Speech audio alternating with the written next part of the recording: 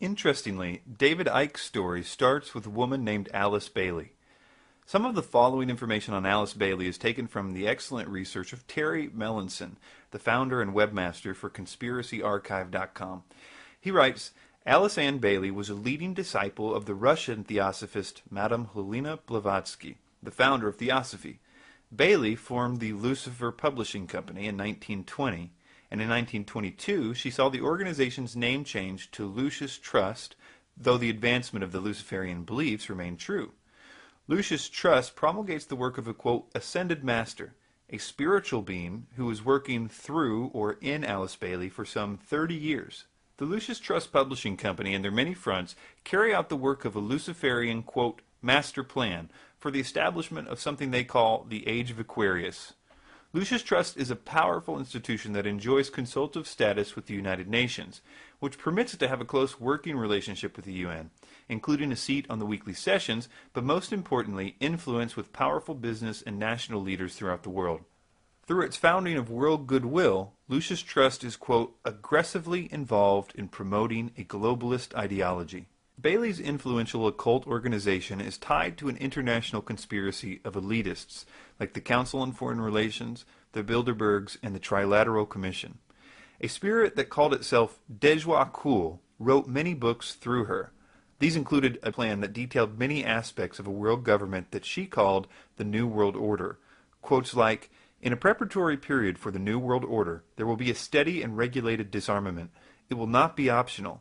No nation will be permitted to produce and organize any equipment for destructive purposes or to infringe the security of any other nation. She actually outlines the process of how to prepare humanity for the New World Order in a section of her book, Externalization of the Hierarchy, called Steps Towards the New World Order. In another section called The Problem of Government, she appears to lay out the plan that would later become the basis for the Trilateral Commission by outlining how to divide the world into 3 blocks. But first she states this, coming now to the realm of government under the New World Order, one is faced with a very complex situation. Various basic trends of thought are appearing which, in the New World Order, will unfold in that major synthesis so much desired by the spiritual hierarchy of the planet. In addition to being one of the founders of the ideals and philosophies of those planning global governance, her writings also gained immense fame with another people group, that is of the so-called New Age. Her extensive writings served as the foundational beliefs of the New Age movement to this day. David Icke in recent times seems to agree with this. He said in his book The Biggest Secret, quote, 2 organizations spawned by Alice Bailey's work, the Lucis Trust and the World Goodwill Organization, are both staunch promoters of the United Nations. He also says, Alice Bailey founded the Arcane Esoteric School. She claimed to channel an entity she called the Tibetan, and she produced a number of books including Hierarchy of Masters, The 7 Rays, A New Group of World Servers, and New World Religion. Bailey said that her Tibetan master had told her the Second World War was necessary to defend the plan of God. That sounds ridiculous to me, but there are many in the New Age field who believe that everything is a part of the plan and the will of God, even a global Holocaust. It's impossible to understand why David Icke teaches the things that he teaches these days without first reading 2 of his now out-of-print books. His first book, Truth Vibrations, which he still mentions on his website, but says that they're out of stock, and his next book, Love Changes Everything, which he doesn't even have listed on his website at all. Before we get into the details of this very important material, you should know a little of the history of each book. Truth Vibrations was published in 1991, and Icke will refer to it from time to time. And although he admits his views have changed slightly, he still agrees with much that is in the book. Then there's his next book, Love Changes Everything. And unlike Truth Vibrations, Love Changes Everything was written after his Kundalini spiritual awakening in Peru, where Icke says that his mind was blown.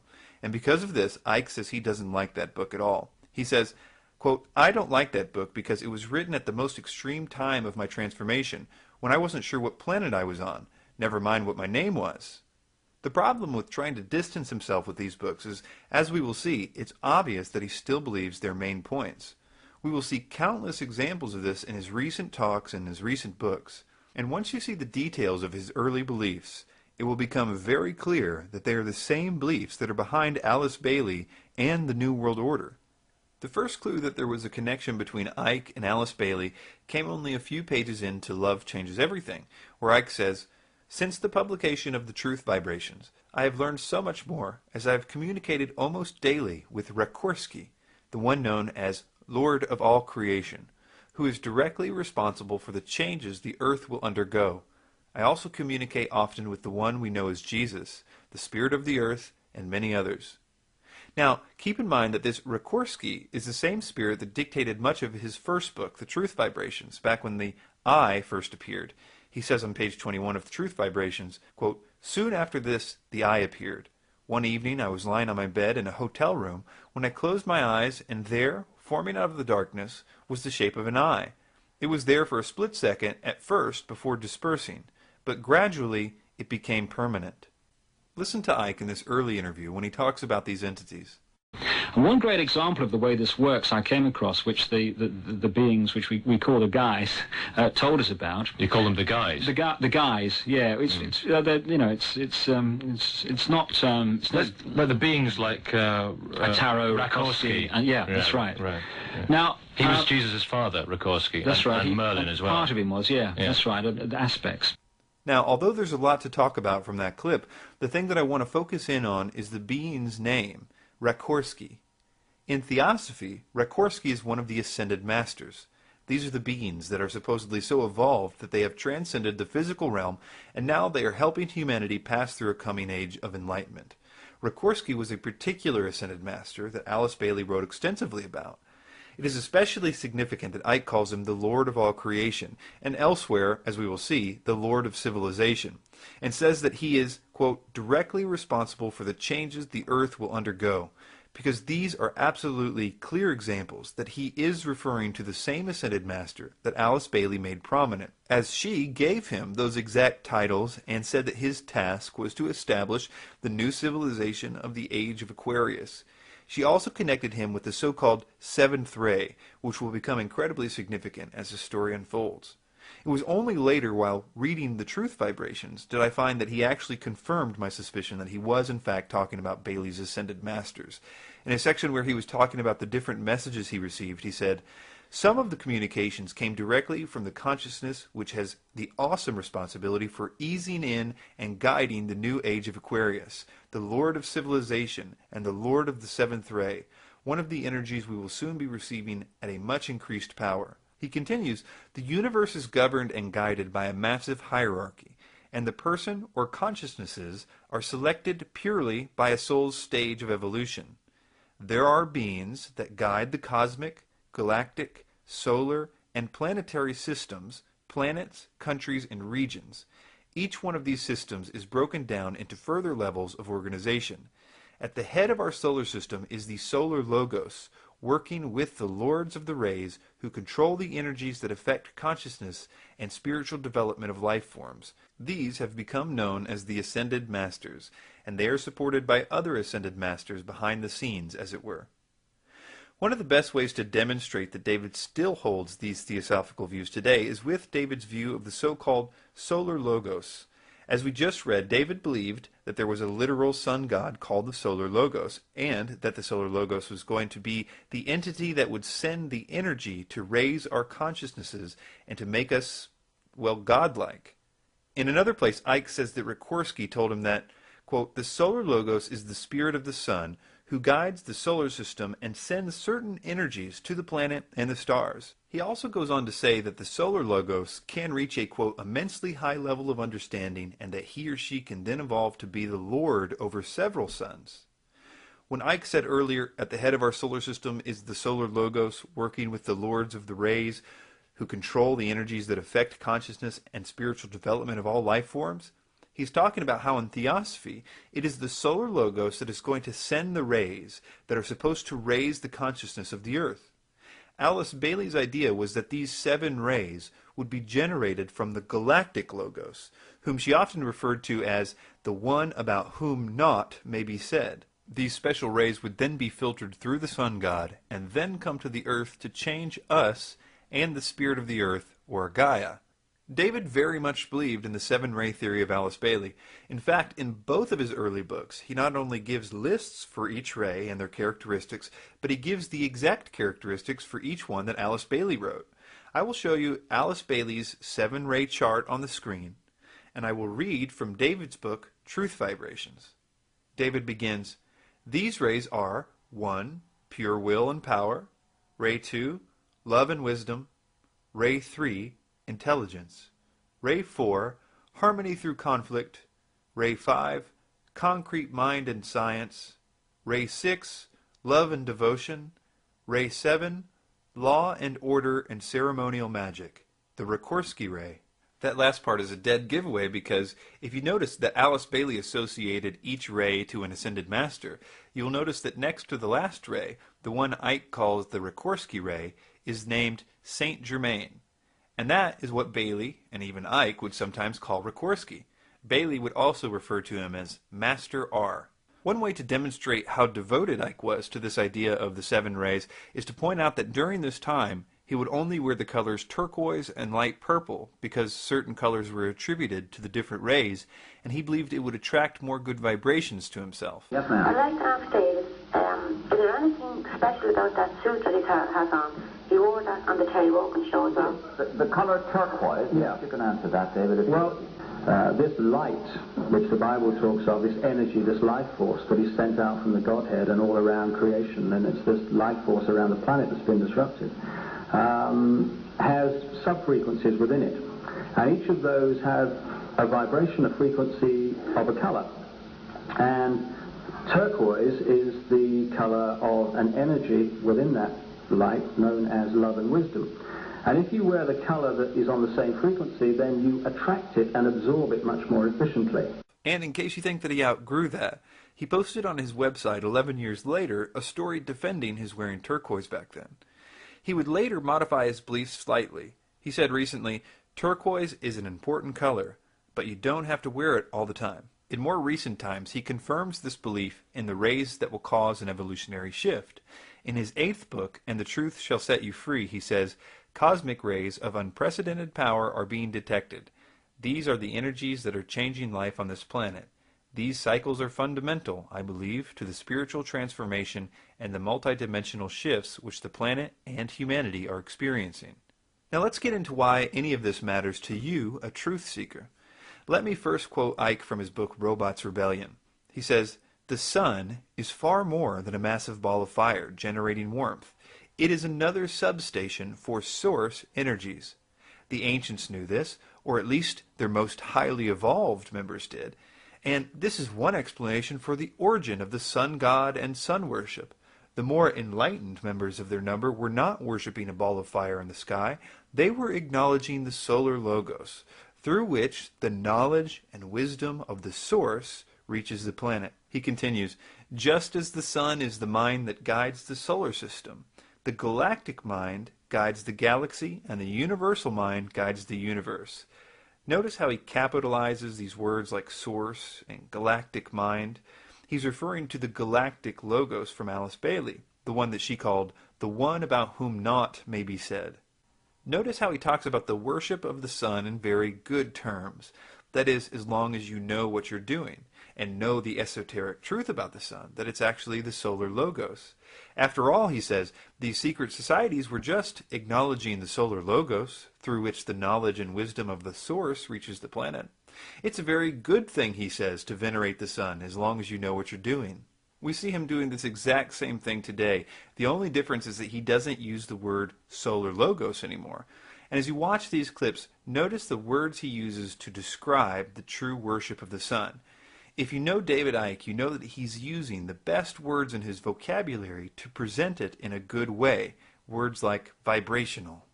And one of the things that's come through history is the moon and sun religion. The religion using the symbolism of the sun and the moon, which has been manifested as the sun god and the sun goddess. Now this has many connotations. On some levels it's worship of the sun, but on deeper levels of knowledge, these are symbolic of deep esoteric and vibrational, mathematical, geometrical concepts. It depends what level you're meeting the knowledge at, what level you have access to. Terry Melanson, founder of ConspiracyArchive.com, said the following about the Lucis Trust logo. Quote, "The Lucis Trust logo features this streaming blue light. The New Age symbol invented by Foster Bailey, Alice Bailey's 32nd degree Freemason husband, has a plethora of symbolic imagery. The symbol, according to Lucius Trust, is, quote, set in a limitless field of blue, which signifies the sphere of life expression of our solar logos. Superimposed upon the triangle of New Age forces is the 5-pointed star. In her book Rays and Initiations, Alice Bailey reveals that the solar logos is Lucifer himself. Now listen to Icke describe how the sun's rays are going to be the thing that causes the spiritual evolutions that he always says are coming. And listen carefully as he tries to work in the black hole in the center of the galaxy as being the source of this life-changing energy. And this is important because, as we will see, he has no scientific reason for saying that the black hole is going to send out any energy to the sun, but I think he does have a religious belief that Bailey's 7 rays will come from the galactic logos and are then sent to the solar logos to transform humanity and the earth. And my feeling about this awakening is that this is very, very much involved. I've got a lot more to do on this, to say the least, but I'm sure that the sun is far more than a source of heat. It is a place or an opening, a gateway, where great energetic change and code changes come into this solar system, same with others all around what we call the universe. And I feel that at the elite level, not among the general population, one of the focuses on the sun, or the reasons for the obsession with the sun, is the knowledge of this, right going back to the ancient world. I also feel that the black holes and stuff are also ways that these energetic codes come in and out of this reality. Is that what we're going through is, I talked there about this vibrational base construct, which is coming out of the black holes. That is now very powerfully in the process of changing its vibrational state. We're in this cusp between how it was, the suppressed, the limited.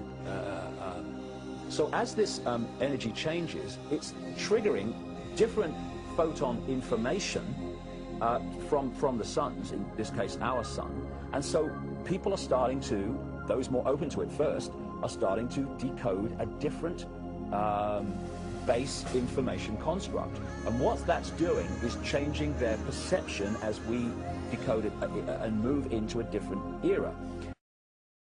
This vibration coming from the black holes, this base vibration, now there'll be more to know, but I'm trying to put the themes here.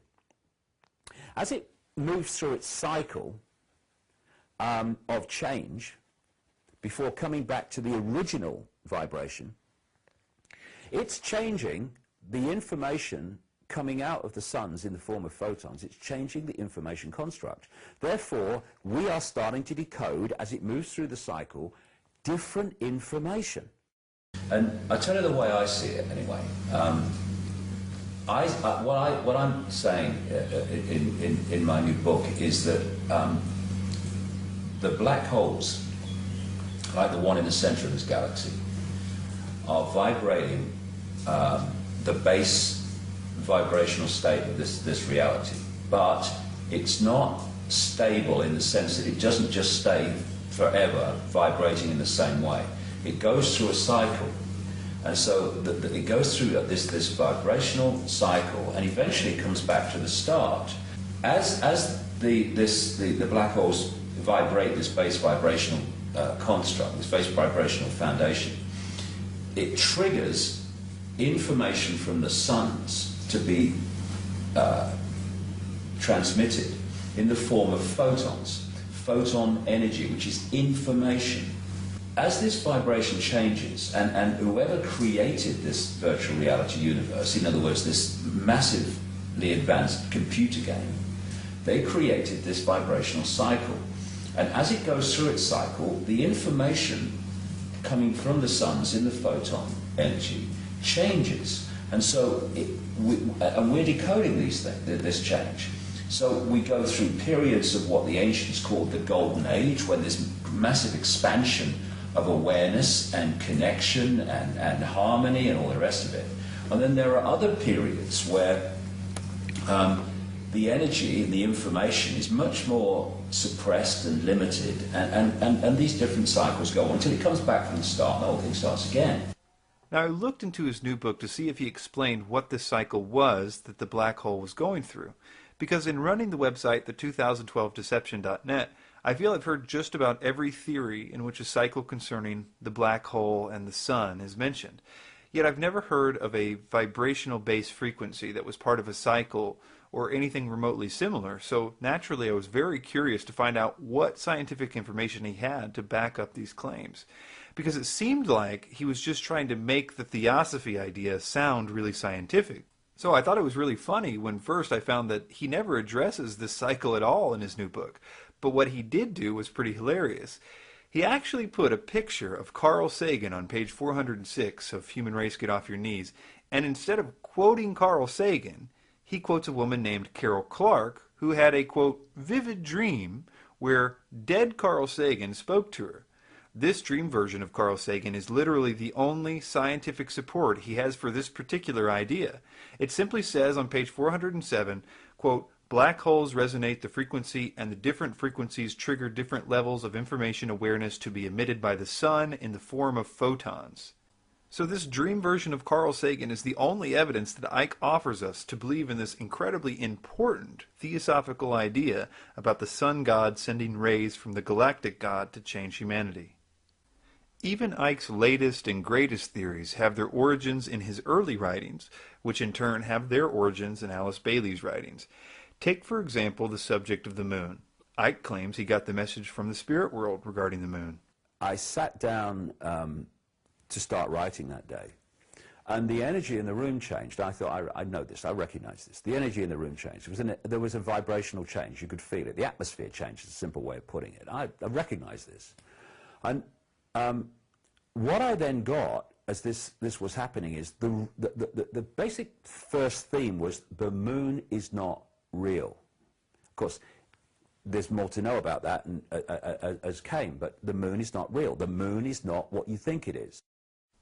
He claims in his recent book that the moon is an artificial spacecraft, that the reptilians flew to our solar system, and once it came into orbit with the Earth, it caused major catastrophes. But what's worse is that it messed up the vibration so bad that it took us from godlike beings that could levitate and only had to eat energy instead of animals, down to people who are like we are today, controlled by greed and anger, etc. There are several things very interesting about Icke's brand new theory. One of them is that it's not new for him at all. He describes the exact same thing in his book Love Changes Everything, but with a slightly different flavor. He says, quote, Satan incarnated on the moon and helped to create fantastic negativity. The imbalance was such that the moon spirit left, and Lucifer, now rejoined in the light levels by Satan, used all the power of the negative energies and those created at the moment the spirit left to direct the dying, spiritless planet towards another planet.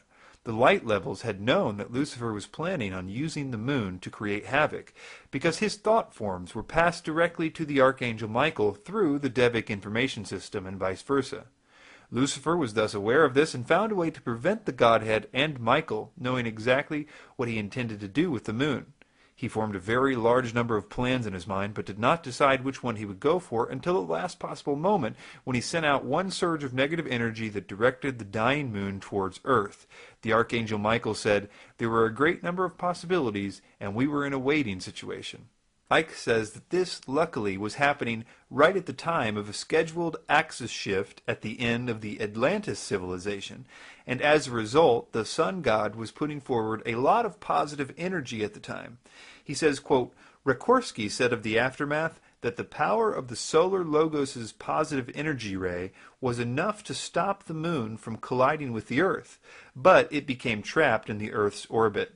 Icke continues, the Earth's energy was in tatters, and if it were not for the Archangel Michael somehow keeping open some energy arteries to the main network, the planet would not have survived.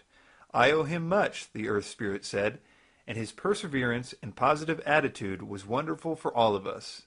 A spirit called Magnu, whom Icke still quotes at the end of his lectures, said the following on pages 61 and 62, quote, Land was torn in half, life was snuffed out in an instant, and it was the start of what has become known as the cataclysm.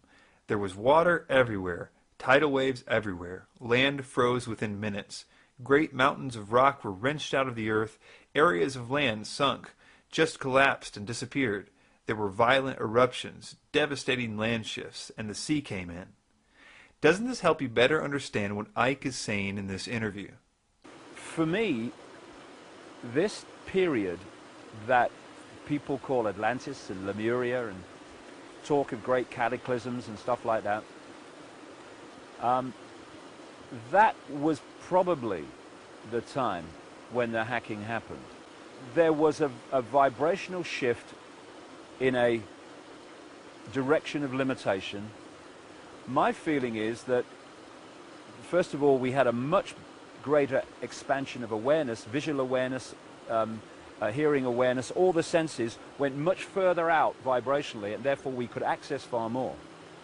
When this shift of limitation took place because of these cataclysmic events, you can clearly see in the biological and geological record that this happened, and of course you can see it in all the great flood and cataclysmic stories in all the native cultures around the world.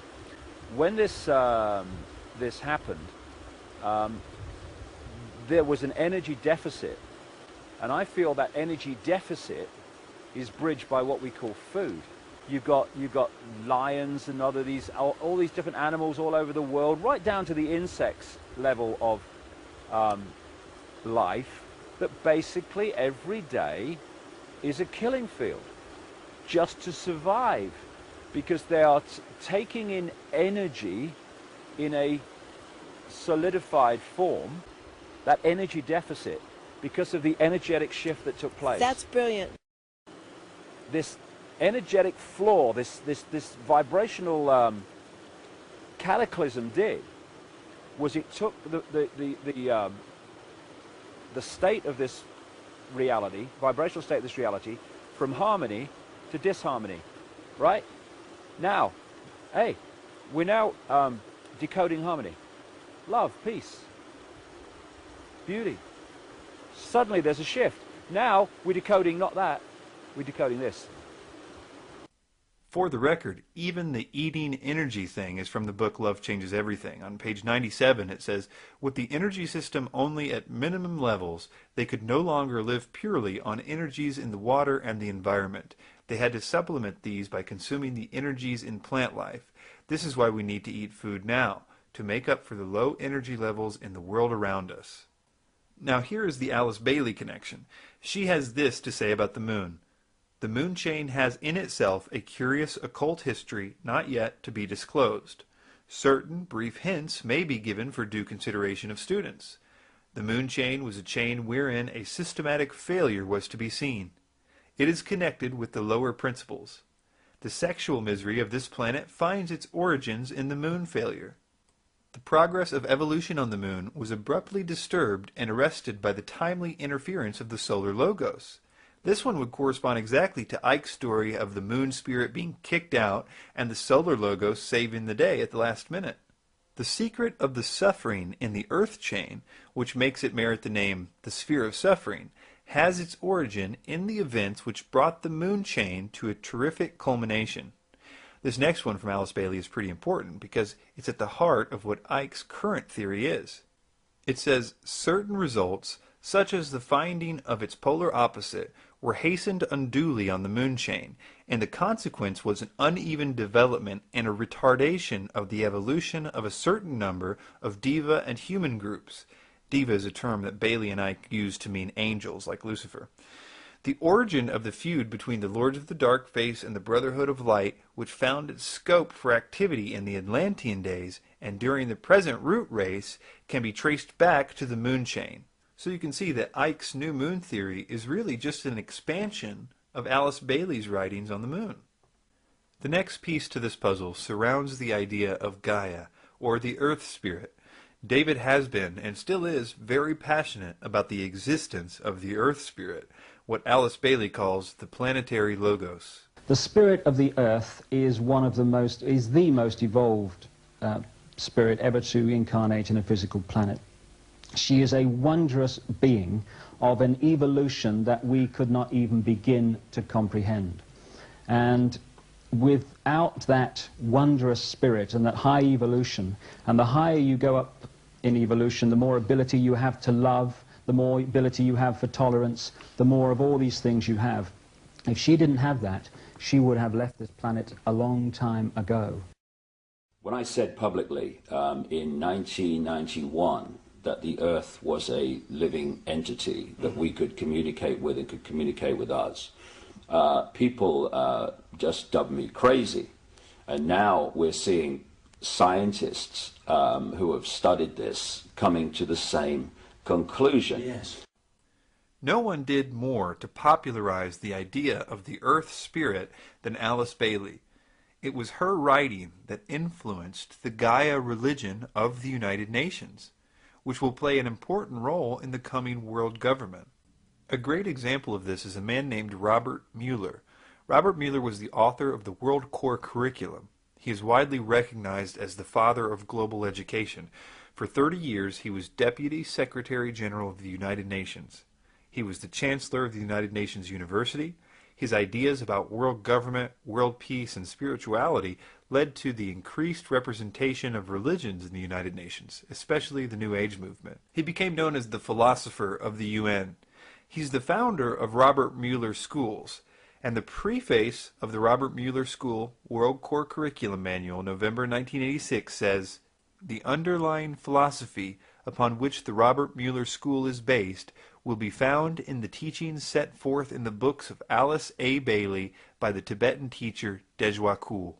Robert Mueller told an audience in Costa Rica, "We hear now of the Gaia hypothesis, of the interdependence of all inert and living matter, that we are part and parcel of a living planetary organism." Maurice Strong is another Gaia supporter. He was the founder and Secretary General of the United Nations Environment Program and Secretary Advisor to Kofi Annan. He was the founder of the Earth Council and the Earth Charter Initiative and former president of the United Nations University of Peace. He is the author of most of the key United Nations environmental policies and plans, including Agenda 21, the Earth Charter, the Kyoto Protocol, and the United Nations Report on Global Governance. He also founded the Manitou Institute, where various groups perform rituals to heal Gaia. This list can also include people like Al Gore and Ted Turner. So I'm saying that there's a connection between Alice Bailey and the idea of Gaia, or the Earth Spirit, and the New World Order agenda. And to understand it, we should listen to a quote from David Icke about what the Earth Spirit does when people aren't ready to evolve. It says, quote, "This is how the split in Atlantis occurred. And as it did so, the energy system and the roof of light became less powerful. The Earth Spirit decided, with guidance from Rikorsky and the Godhead, that rather than see such a wonderful people continue to fall down the frequencies, she would create the physical changes that would end Atlantis. Those who were still balanced enough to listen to guidance from the light levels would be led to places of safety during the changes. They would later return to restore the roof of light and to take care of the planet still further to even higher frequencies than she had yet reached. You can see that the Earth Spirit did not make this decision out of anger or resentment. Her motivation was love, just as it is today. Had she done nothing, these beings who had worked so hard to evolve up the frequencies would have continued to fall back again. But when she told the Atlanteans her decision, through thought communication, most of them didn't like it. This inability to understand the situation confirmed that the time was right to act. Although, according to Icke, this was cut short because of the moon being thrust into the Earth's atmosphere, this would not be the first time that Gaia had tried to commit an evolution-specific genocide, according to Icke. She also did the same thing to Lemuria, what he calls Mu, before it. He wrote, "The energy system was in such a muddle that it threatened the Earth Spirit's ability to harmonize, and she decided to act to bring Mu to an end. If there comes a point when it's necessary to take action to maintain balance for everyone's benefit and check the imbalances that are harming the progress of all in her care, then it is her duty to act. Sometimes this can mean enormous changes that have to take place, but it's always done out of love and necessity, not malice." And according to Icke, the Earth Spirit then proceeded to kill everyone. And he still believes we are in danger because the Earth's consciousness is too low. The only difference now is that the idea of the Illuminati has been incorporated as the ones making it happen. So, of course, the planet itself is a living, thinking, emotional entity. And we are interacting with that energy field. And one of the things the Illuminati have set out to do and are trying ever more to do in the period we're experiencing now is to bring the vibrational state of the Earth's field, the Earth's consciousness, to as low a point as they can. It's also important to understand that Icke's belief in Lemuria or Mu and Atlantis are derived entirely from theosophy, and he still very much believes in these today. In ancient times, prehistorical times, in terms of official history, where there were, it would appear, two great civilizations which made together a global civilization, one based on a landmass which has become known as Atlantis, and one which has become known as Mu or Lemuria.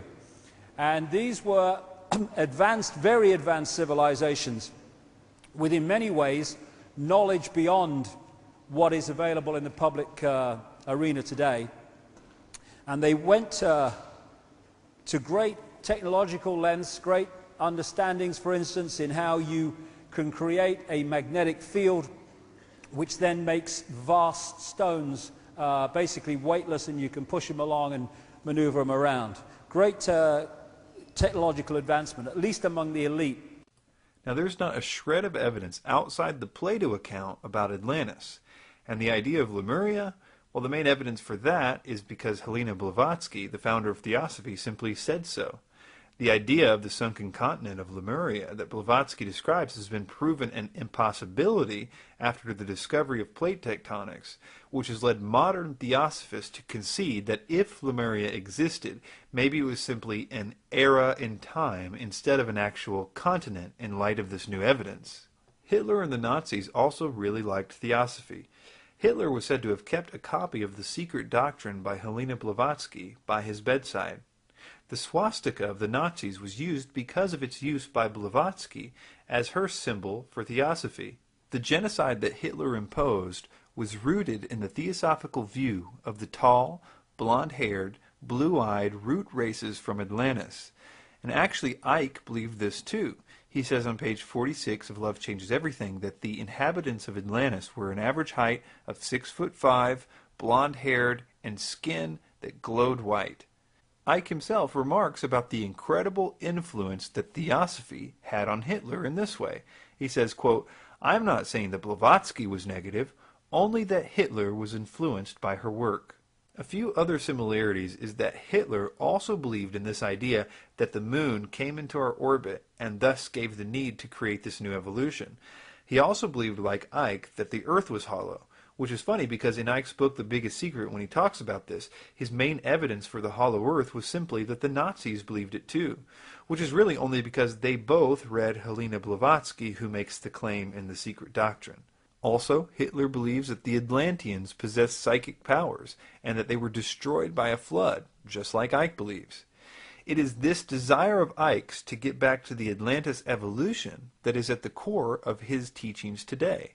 To demonstrate this, listen to Icke in this recent lecture read a message given to him by a spirit in 1990. We find in another place that Icke identified this spirit as Magnu, who he said was from Atlantis. Listen to Icke explain first that Atlantis was destroyed and how the ultimate objective is to attain the powers we once had in Atlantis. In 1990 I experienced this, and it stood the test of time in my experience. My own allegiance with your planet goes back to an Atlantean period when there were many energies being used and information and knowledge being used which were, for particular reasons of safety, withdrawn, shall we say, to prevent complete catastrophe, to prevent total destruction of your planet. As the energies around your planet quicken, this is 1990, so these latent energies, these energies which have been withdrawn, will now be phased back in. They will gradually be awakened. As the consciousness level of your planet raises itself, Those of you who are working together to raise your consciousness, you will be able to hold more and more refined vibrations, and the energies themselves contain the knowledge and the information which is beginning to surface again in your consciousness. So many of you will remember the Atlantean times. You will remember that you communicated with, say, dolphins and whales. You understood these sentient creatures. You could levitate. You could manifest things. You could cause spontaneous combustion by not miraculous means at all. Once you know what you're doing, these things follow. It is a matter of order. Now, I'm looking at a time on your planet when these energies, this knowledge is reawakened and reintegrated into your consciousness. At the very least, we should all be warned that this philosophy has had negative consequences at least once before in history, because it's the same thing that Hitler wanted. The fifth root race of Blavatsky, which Hitler was trying to bring about, was known as the race of hope, and it was said that they would soon rise to the pinnacle of spirituality formerly attained by Atlantis, but that certain people were holding them back. And as we will see in the final section, Icke also holds to this very dark idea. This idea has always been planned to be used in the context of a one-world government.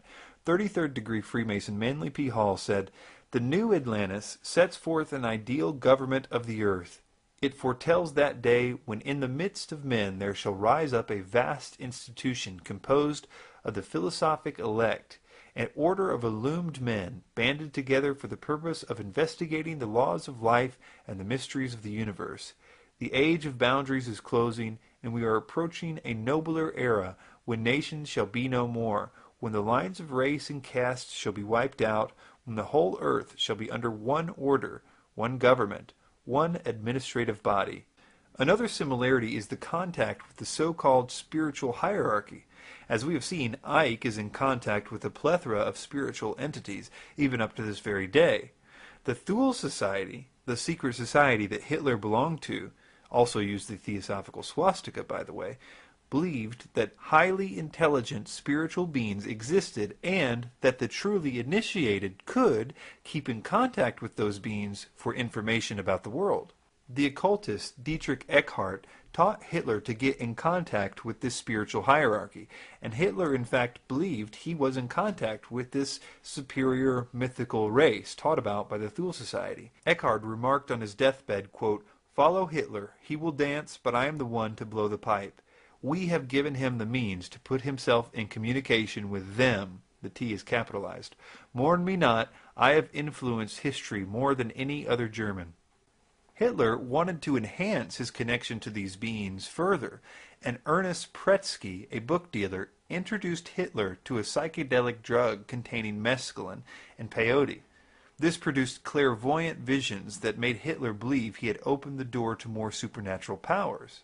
Icke, too, was seeking a deeper connection to the spirits that had contacted him, and so he went to Brazil, where he took a potent drug used by shamans to contact the spirit world. Icke calls what contacted him that night the voice, and he says that it was the most defining moment of his career. Then came the third stage, which started in 2003, when I had an ayahuasca experience in Brazil, and a voice talked to me for 5 hours about the nature of reality. Real clear, very funny, and mind-blowing and life-changing. I have often wondered if Icke has ever taken any precautions to make sure that the entities that he is in contact with are good entities. He often talks about how the Illuminati are in contact with bad extra-dimensional beings, after all. And the same gods, demonic entities as they're called in this case, that are worshipped by the Satanists, are the same gods that are worshipped by the secret societies and the religions. Unknowingly, in Satanism, it's knowingly. These reptilian entities seem to operate, and again, it's not just reptilian. There are many different kinds of entities that do not have a human form, that operate just outside of human sight, and history has recorded them as demons and all this stuff. So I wonder if he had a system to discern whether the ones that he's talking to are the same ones that are influencing the Illuminati. You can imagine I was a bit discouraged to hear things like this. Well, I've been on a long journey of nearly 20 years now, consciously doing this, and some force has been pushing me in different directions through intuition, through urges. I just got to do this. I've just got to go there. As I've gone through this and followed it, and who the force is and they are, I don't know. I'm not really that interested, funnily enough, because I just go with it, and I'll remember what it's all about when I leave this genetic spacesuit. Now, here is the mystery, considering all that we have learned so far. I think there's a lot of this whole New Age area, you know, of ascended masters and all the Blavatsky stuff and Ashtar Command. I say that that is a belief system controlled by the same force, which is also trawling that bloody energy as we go along. Again, considering everything we've just learned, this is clearly an admission that he has been lied to by the spirits all of his life. I mean, if they told him that they were Alice Bailey's ascended masters, which they did, and they taught him theosophy word for word, which they did, he must be admitting here that all that he was taught is a lie. But the problem is that he has never stopped teaching and promoting the beings he talked to or what they told him to teach. He clearly attributes everything he is to them.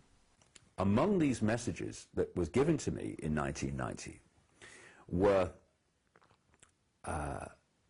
he will say things and wonder where they came from. They will be our words. Sometimes we will put knowledge into his mind. Sometimes he will be led to knowledge. And another one was, a little bit later, arduous seeking is not necessary.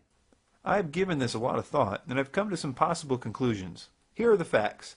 Icke never has mentioned the name Alice Bailey in his early books, although in them it's clear that he's teaching her doctrine, things like about the 7 rays and the coming evolution, the solar logos, the new age, Atlantis, Lemuria, the age of Aquarius, being destroyed because of bad evolution, the earth spirit, the moon problem, her particular brand of reincarnation, even wearing certain colors.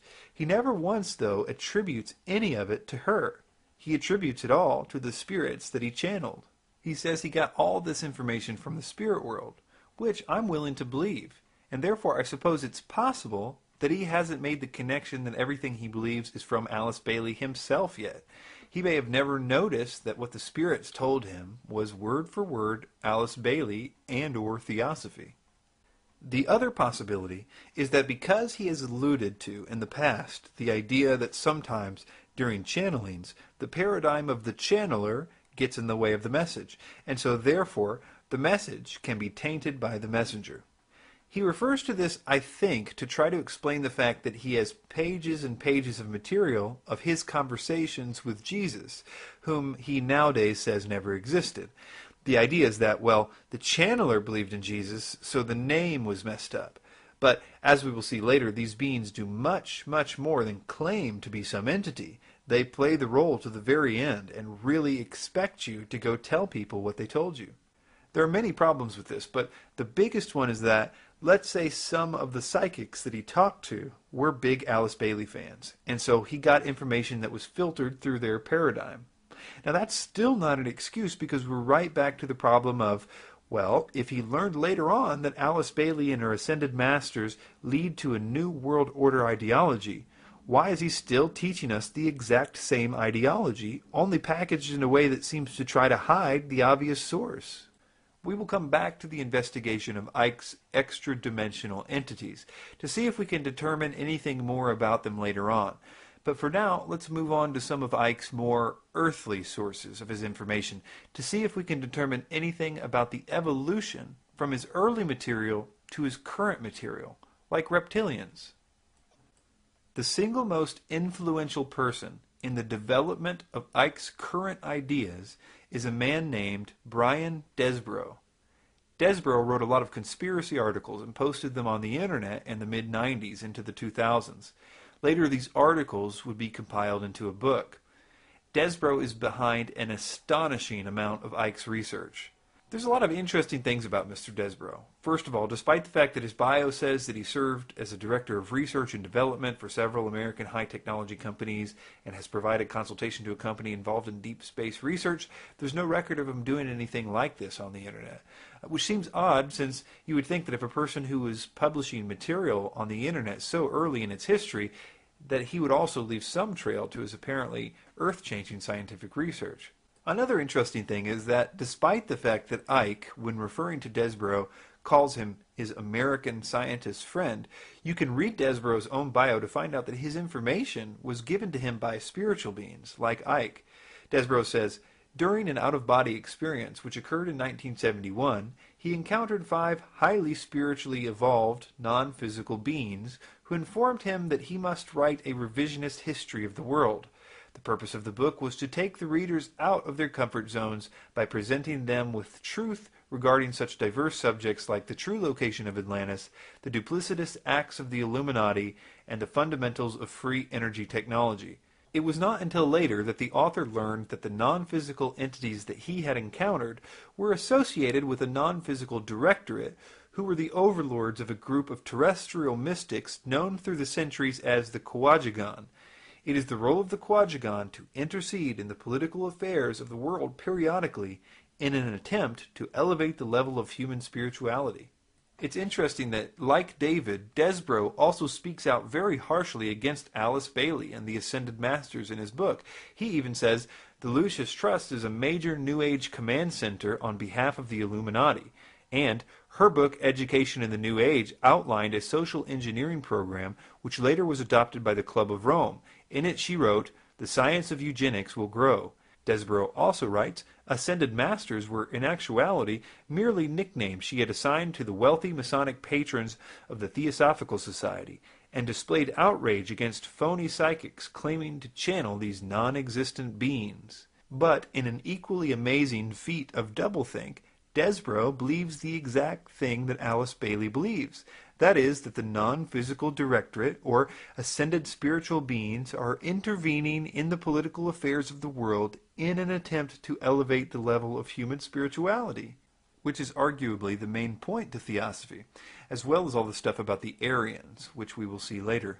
As far as Desborough's scientific background, according to his bio, it seems to be limited to a story he tells where a chance encounter with a pediatrician who had been one of Wilhelm Reich's research associates gave him access to all of his notes, which he says enabled him to acquire a knowledge of weather engineering and orgonautic science. In addition, as luck would have it, a similar thing happened to him, but this time it was with Nikola Tesla's notes. He says he met an old lady at a spiritual healing circle who had asked him if he liked Nikola Tesla. She apparently then told him a story that he writes on his website. It says, quote, one day, continued the lady, Tesla felt a tug on his coat sleeve. Looking down, he saw the landlord's 12-year-old son, who said, Mr. Tesla, will you teach me all that you know? Tesla was so impressed that the boy became one of Tesla's enthusiastic protégés, and later married the lady the author had just met. The lady then provided the author with some of her late husband's research notes on free energy and anti-gravitic technology. In this manner, many doors were opened, thus enabling the author to acquire meaningful data for his 2 books. The strangest part about Desborough's bio, in my opinion, is that he claims to be an expert at deprogramming mind control victims. He claims that he does this in order to get information out of them to help his research into the New World Order. He has written quite a lot about trauma-based mind control, and at that time, very little was known on the internet about it, and it does appear he knows quite a lot about how to program multiples. This will become very interesting as we continue this investigation. So with all that in mind, let's take a look at how David Icke was influenced by Brian Desborough. Icke's book, The Biggest Secret, is the first time that I know of that Icke mentions Desborough in print. He dedicated that particular book to him, and he cites him profusely throughout the book as his source for things like Martians coming to Earth and founding the Aryan race, which the reptilians used to overtake the planet.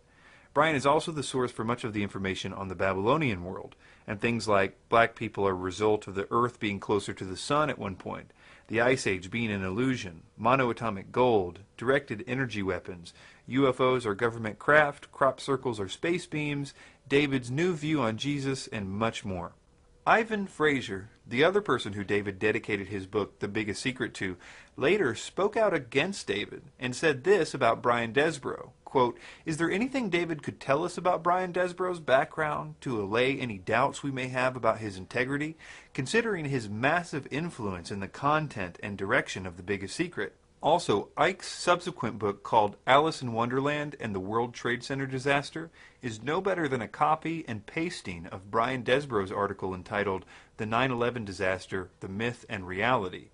If you have read Icke's Alice in Wonderland book on 9/11, please read Desborough's article when you have time, and you will see that the information in there is exactly the same. The wording, even the mistakes. But the curious thing is that even though it's clear from reading Desborough's 9/11 article that Desborough is the one who did all the research, Icke doesn't cite Desborough one time in his book, even though it's painfully obvious that it was taken from him.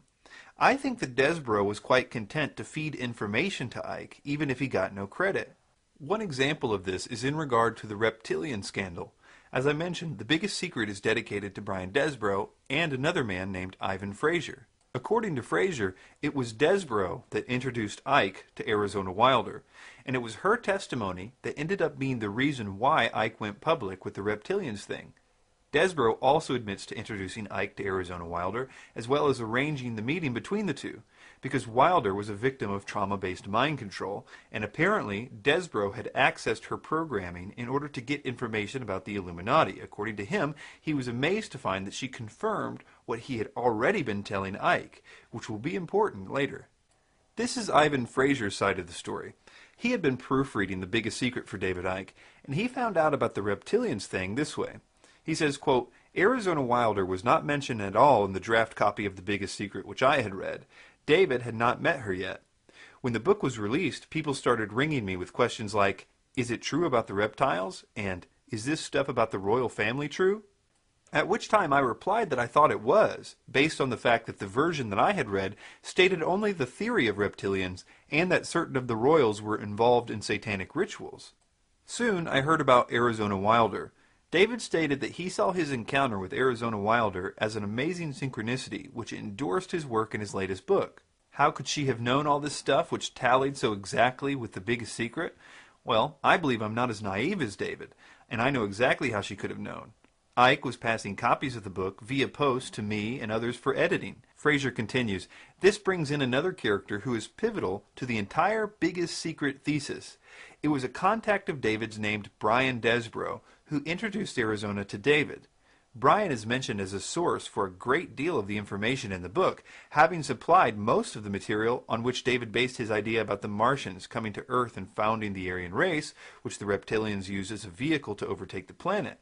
Brian is also the source for much of the information David had compiled on the Babylonian world, its myths, and how they fed into the sinister secret societies. It was Brian Desborough who was also looking at the draft copy of The Biggest Secret at the same time as myself, i.e. before David met Arizona Wilder.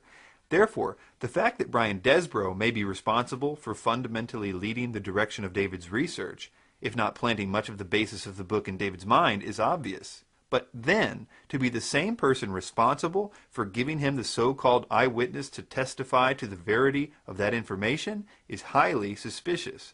Brian also writes articles on mind control and seems very knowledgeable on the subject. Is it possible that he could be directly involved in some way that we are not being told about?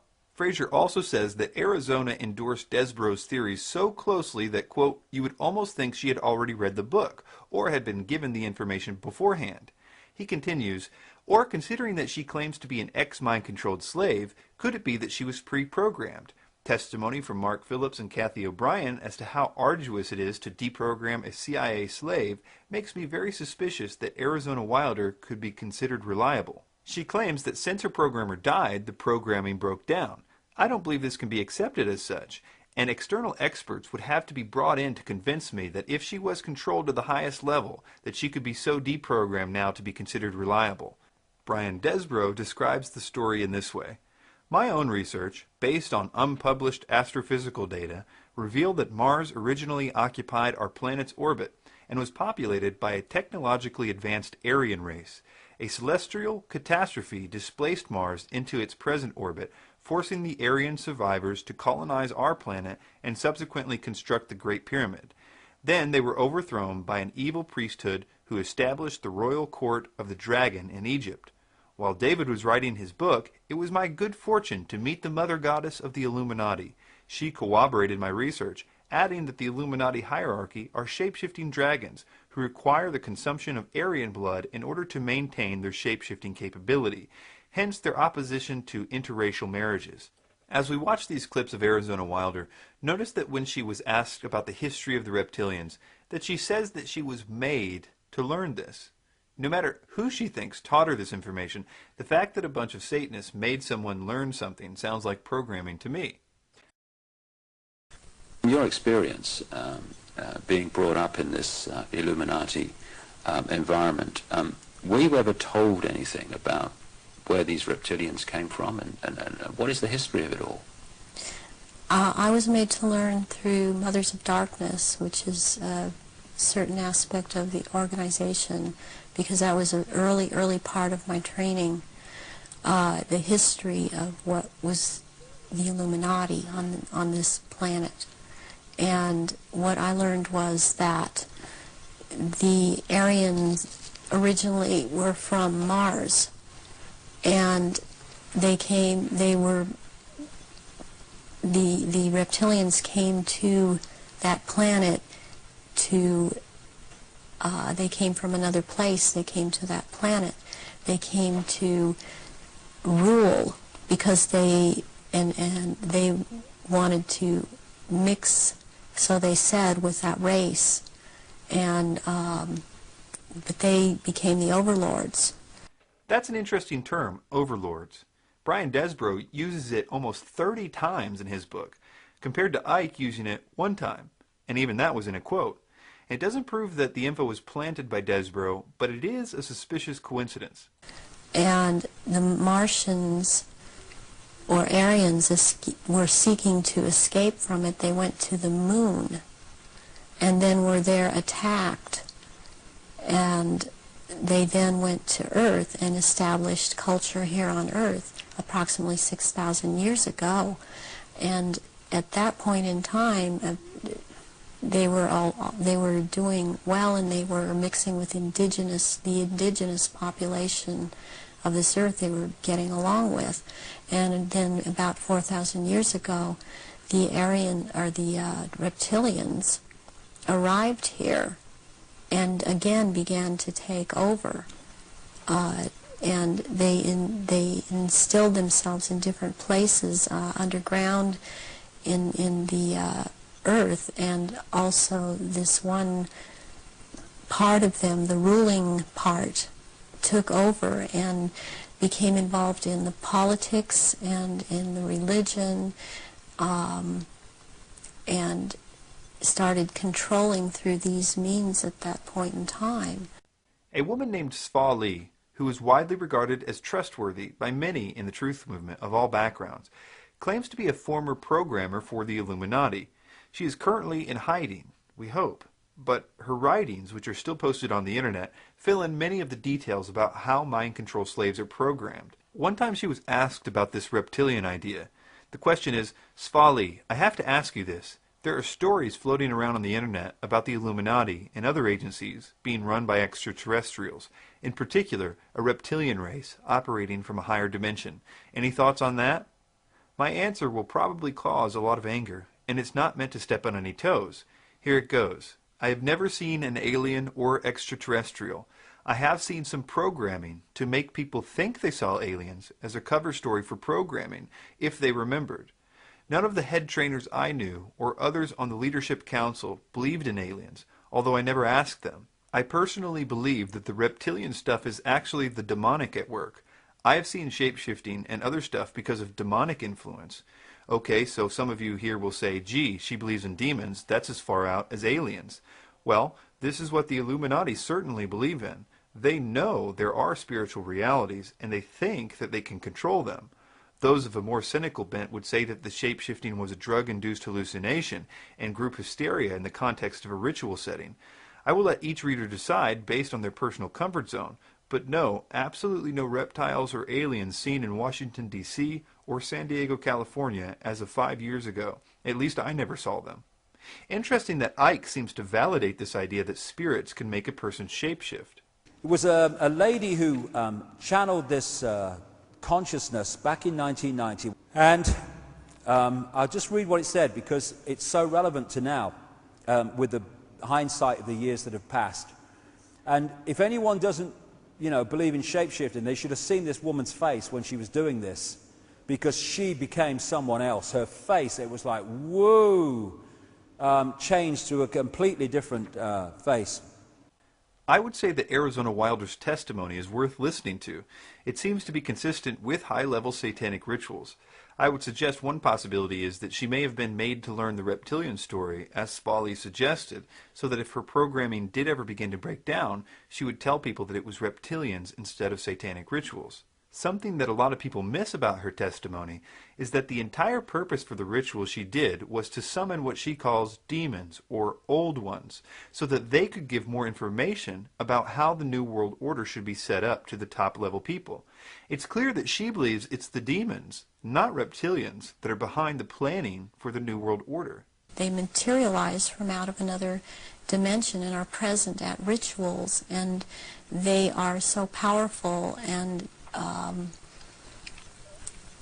their presence is such an evilness about them, and they want out of this other dimension, and they have to be called out by someone who has that power, and the reptilians don't have this power. That's very important, that they don't have this power. So during a ritual, these old ones are called out, and they are what Christianity would have called the demons, and they want out. They're always demanding to be let out, and so you have to be very powerful to keep them in line and to make them go back when it is time for them to go back. Why do the reptilians want to manifest these quote, demons at the rituals? It brings power to the rituals. It brings power to them. They are told things by these entities, and they are encouraged to go on with what they're doing, and knowledge is imparted to them through these entities. If this is the case, why is there no attempt to see what we can learn about them? Why all this focus on reptilians and Mars and Aryans? By her own admission, they aren't calling the shots. The spirits behind them are. I want to mention a few more things about the reptilian issue before moving on. She states that the reptilians change back to reptilians when asleep. Considering how many of them were educated in schools, where they also lived amongst hundreds of others in dorms, and many of them are in the armed forces, you would think that someone would have noticed this happening by now. Hey buddy, you don't look so good when you fall asleep. She states that the royal reptilians can't stay in human form at the scent of blood, and transform and go crazy, ripping into their victims.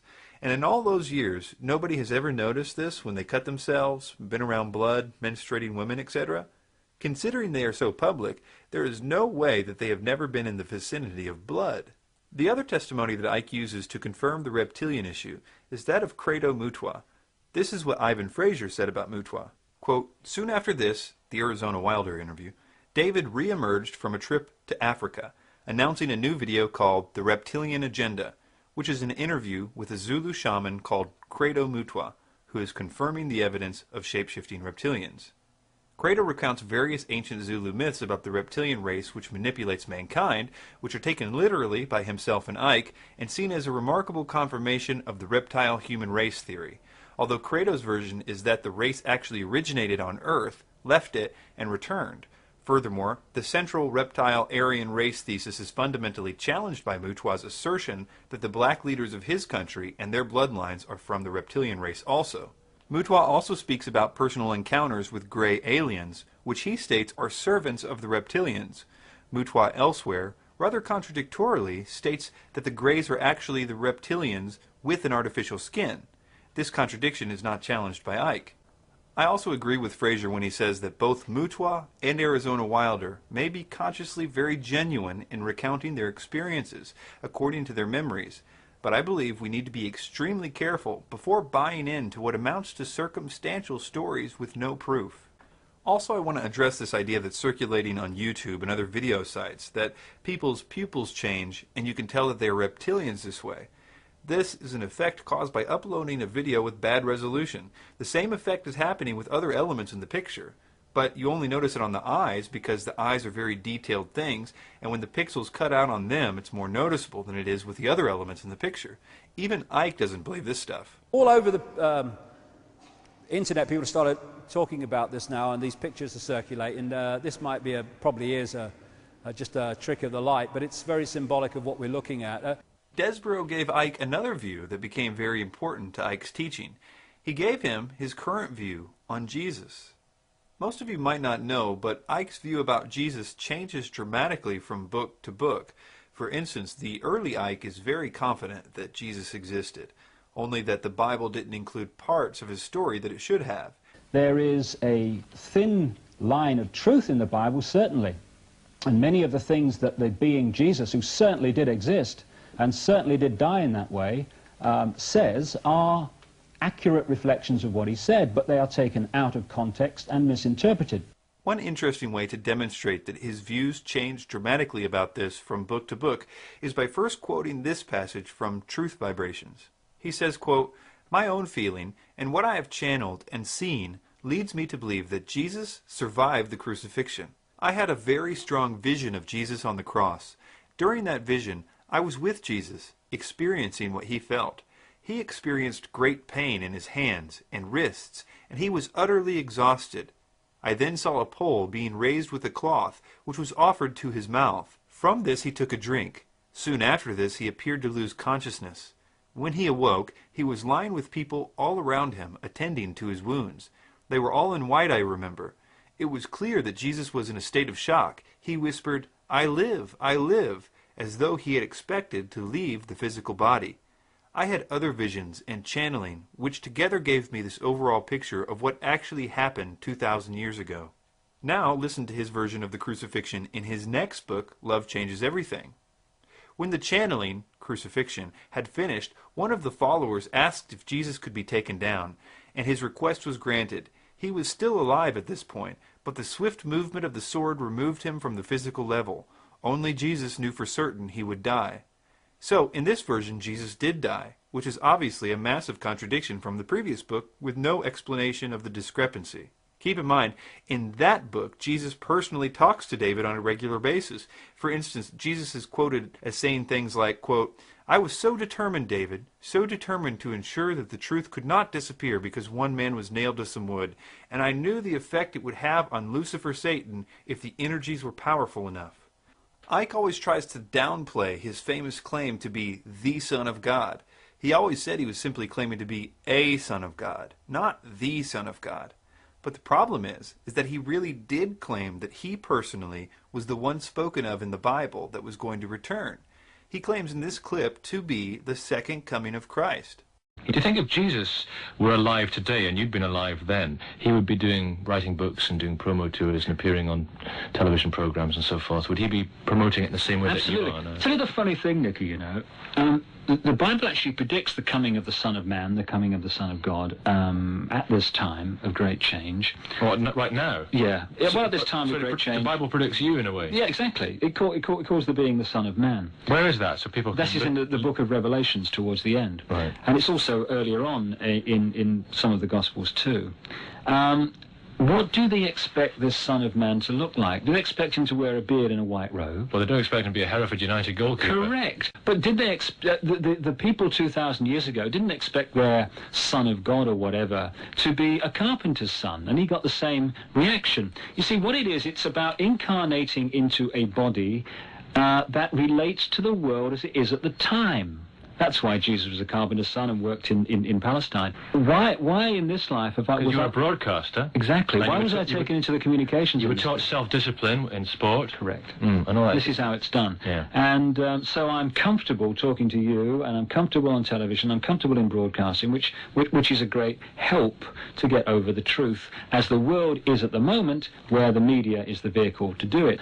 You are given the gifts, and we're all given the gifts, that we need in particular lifetimes, and at this time, in this lifetime, I need certain abilities to be comfortable on the media and know the media, and that's what's been given to me.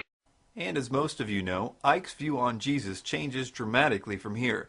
He would later add elements from various books that he read, and by the time he gets to The Biggest Secret, he exchanged all previous views for Brian Desborough's view.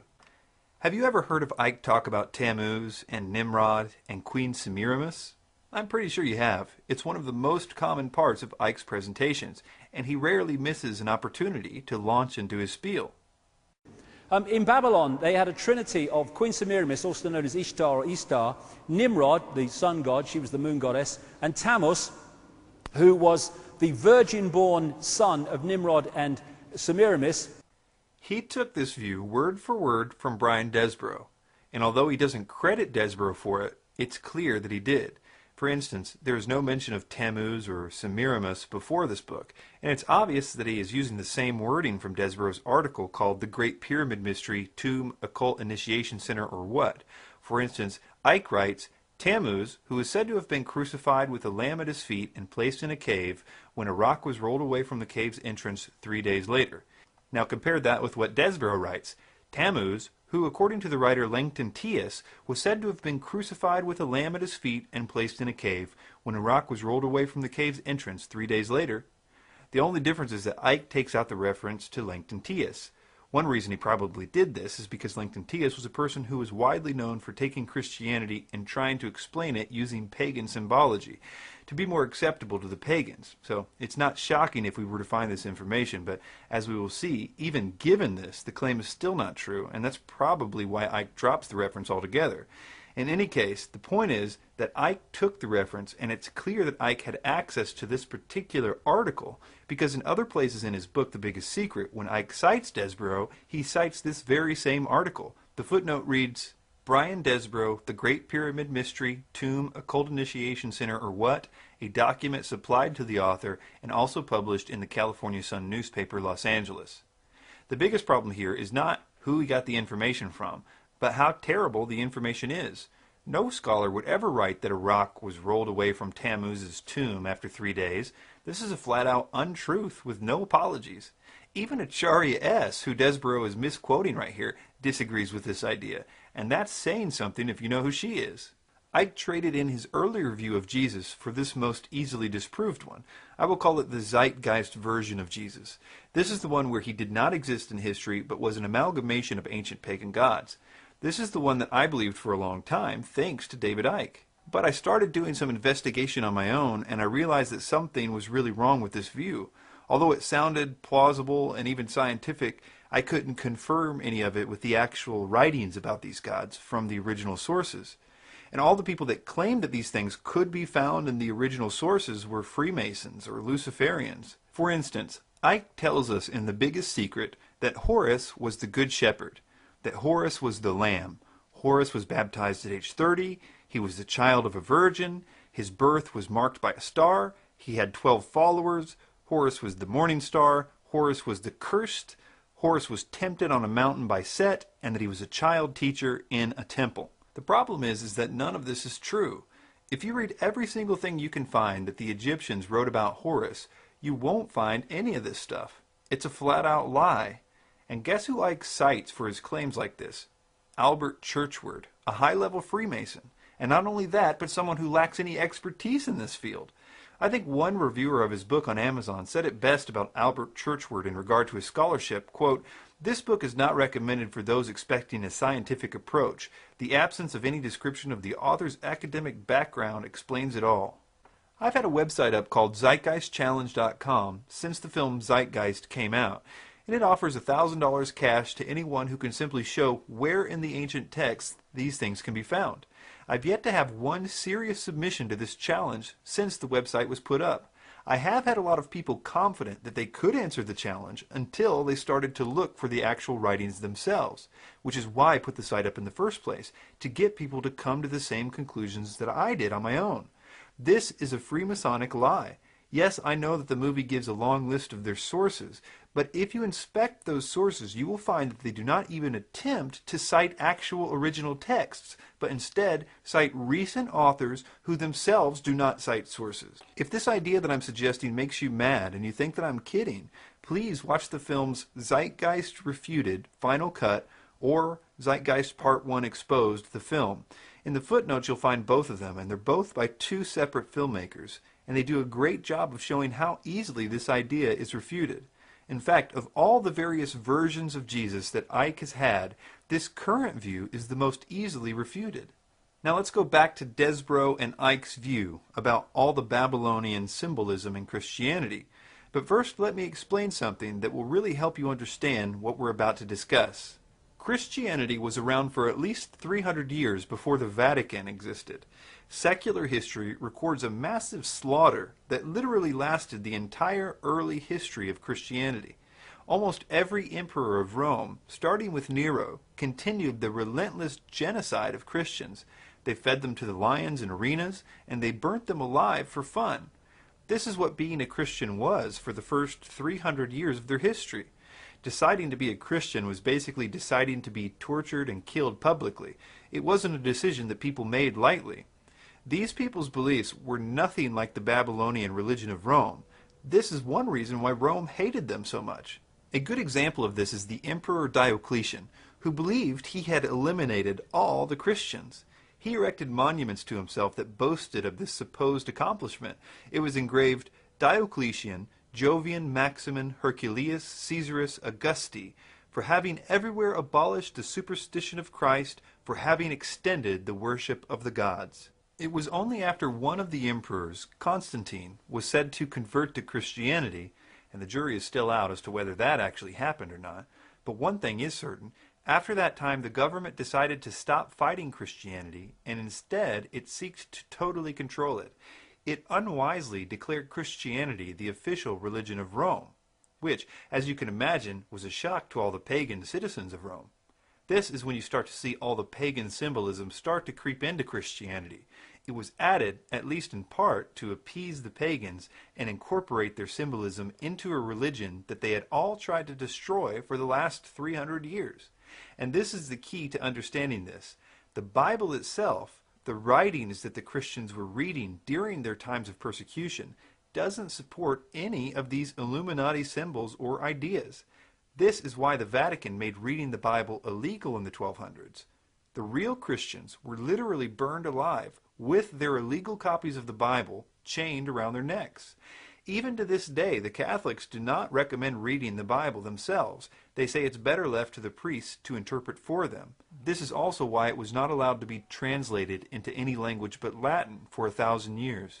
The obvious reason is that if the people were allowed to read the Bible, they would know that the empire was telling them to do and believe things that were not in the Bible. Take the second commandment, for instance. Thou shalt not make unto thee any graven image, or any likeness of anything that is in heaven above, or that is in the earth beneath, or that is in the water under the earth. Thou shalt not bow down thyself to them, nor serve them. Now this should help you see what's going on when David shows this picture of Mary and the Queen of Heaven. Yeah, sure, there's an ancient goddess called the Queen of Heaven, and the Roman Catholics do call Mary the Queen of Heaven, but has anyone ever read to you what the Bible says about this Queen of Heaven? In the book of Judges, 1 Samuel, 1 and 2 Kings, and Jeremiah, it talks about this pagan sacrifice and mentions specifically the pagan goddess called the Queen of Heaven several times. And God declares because of their worship of this pagan goddess called the Queen of Heaven that he would withdraw his protection from them and judge them. The fact that the Roman government took the story of Mary and inserted their favorite goddess, the same one that the Bible actually warns us about, does not mean that Christianity was based on the Queen of Heaven. It just means that the government was tricking people into doing what they wanted them to do. And as generations went by, with people no longer reading the Bible anymore, it got easier and easier to trick people in regard to what was and what wasn't actually in the Bible. So this is why there is the Babylonian depiction of Semiramis and Tammuz, and this is a Christian church. Same again. This is a picture I took last Christmas in Rome when I was there for a television program, and that appears to be Jesus and Mary. Actually, it's Semiramis and Tammuz. I don't even think that I understood this one when I did believe that Icke was genuine. Has anyone ever stopped to consider that mothers with children might be the most common motif in art in the history of the world?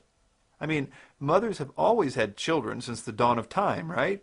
Even before there were fruit bowls to paint, there were no shortage of mothers with children. I think it's kind of funny when I hear people showing a picture of a mother and a child statue, as if they're making a deep connection to Christianity.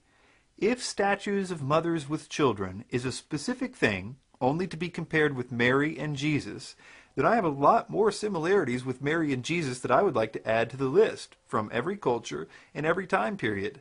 Again, you won't find any descriptions of Mary holding Jesus at all in the Bible. It's not some special idea in the Bible at all. This is art commissioned by the Roman government, and it has nothing to do with Christianity.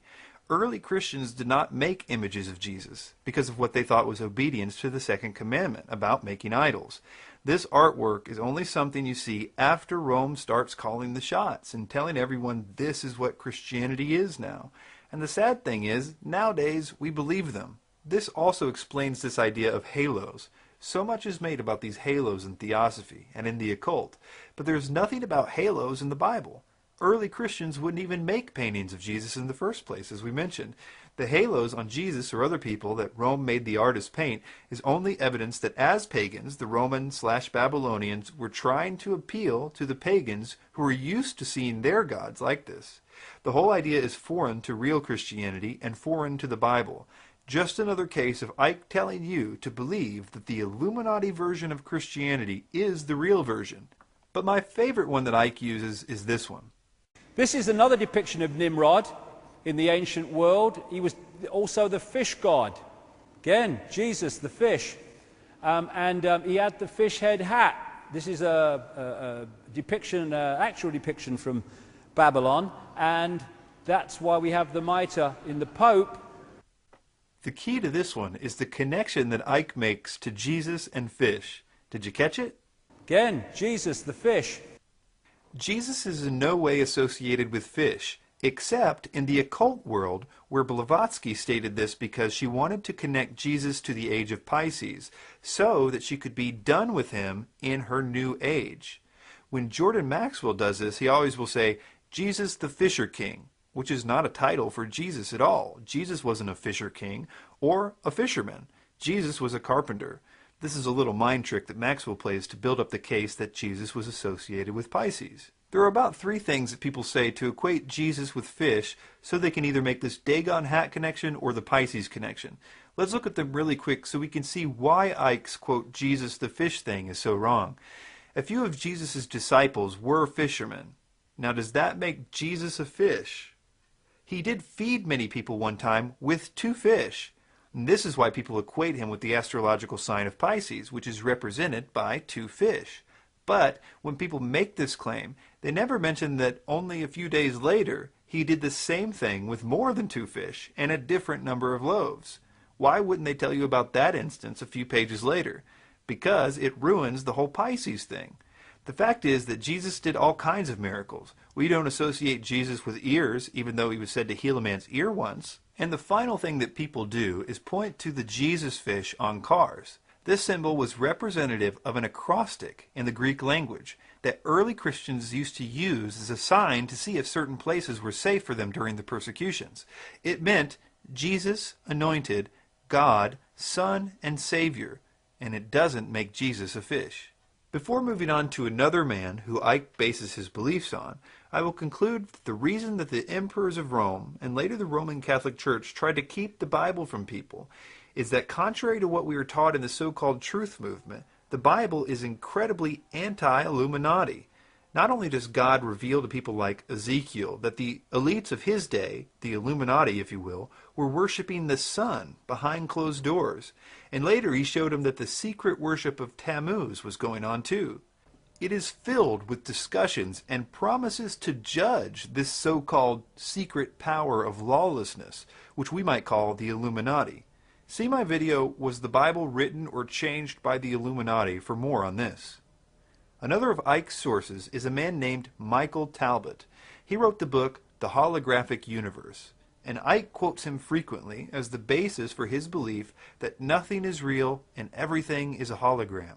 Talbot spends the first few chapters of his book doing an excellent job of describing a well-known theory of Karl Pribram and David Bohm called the holonomic brain theory.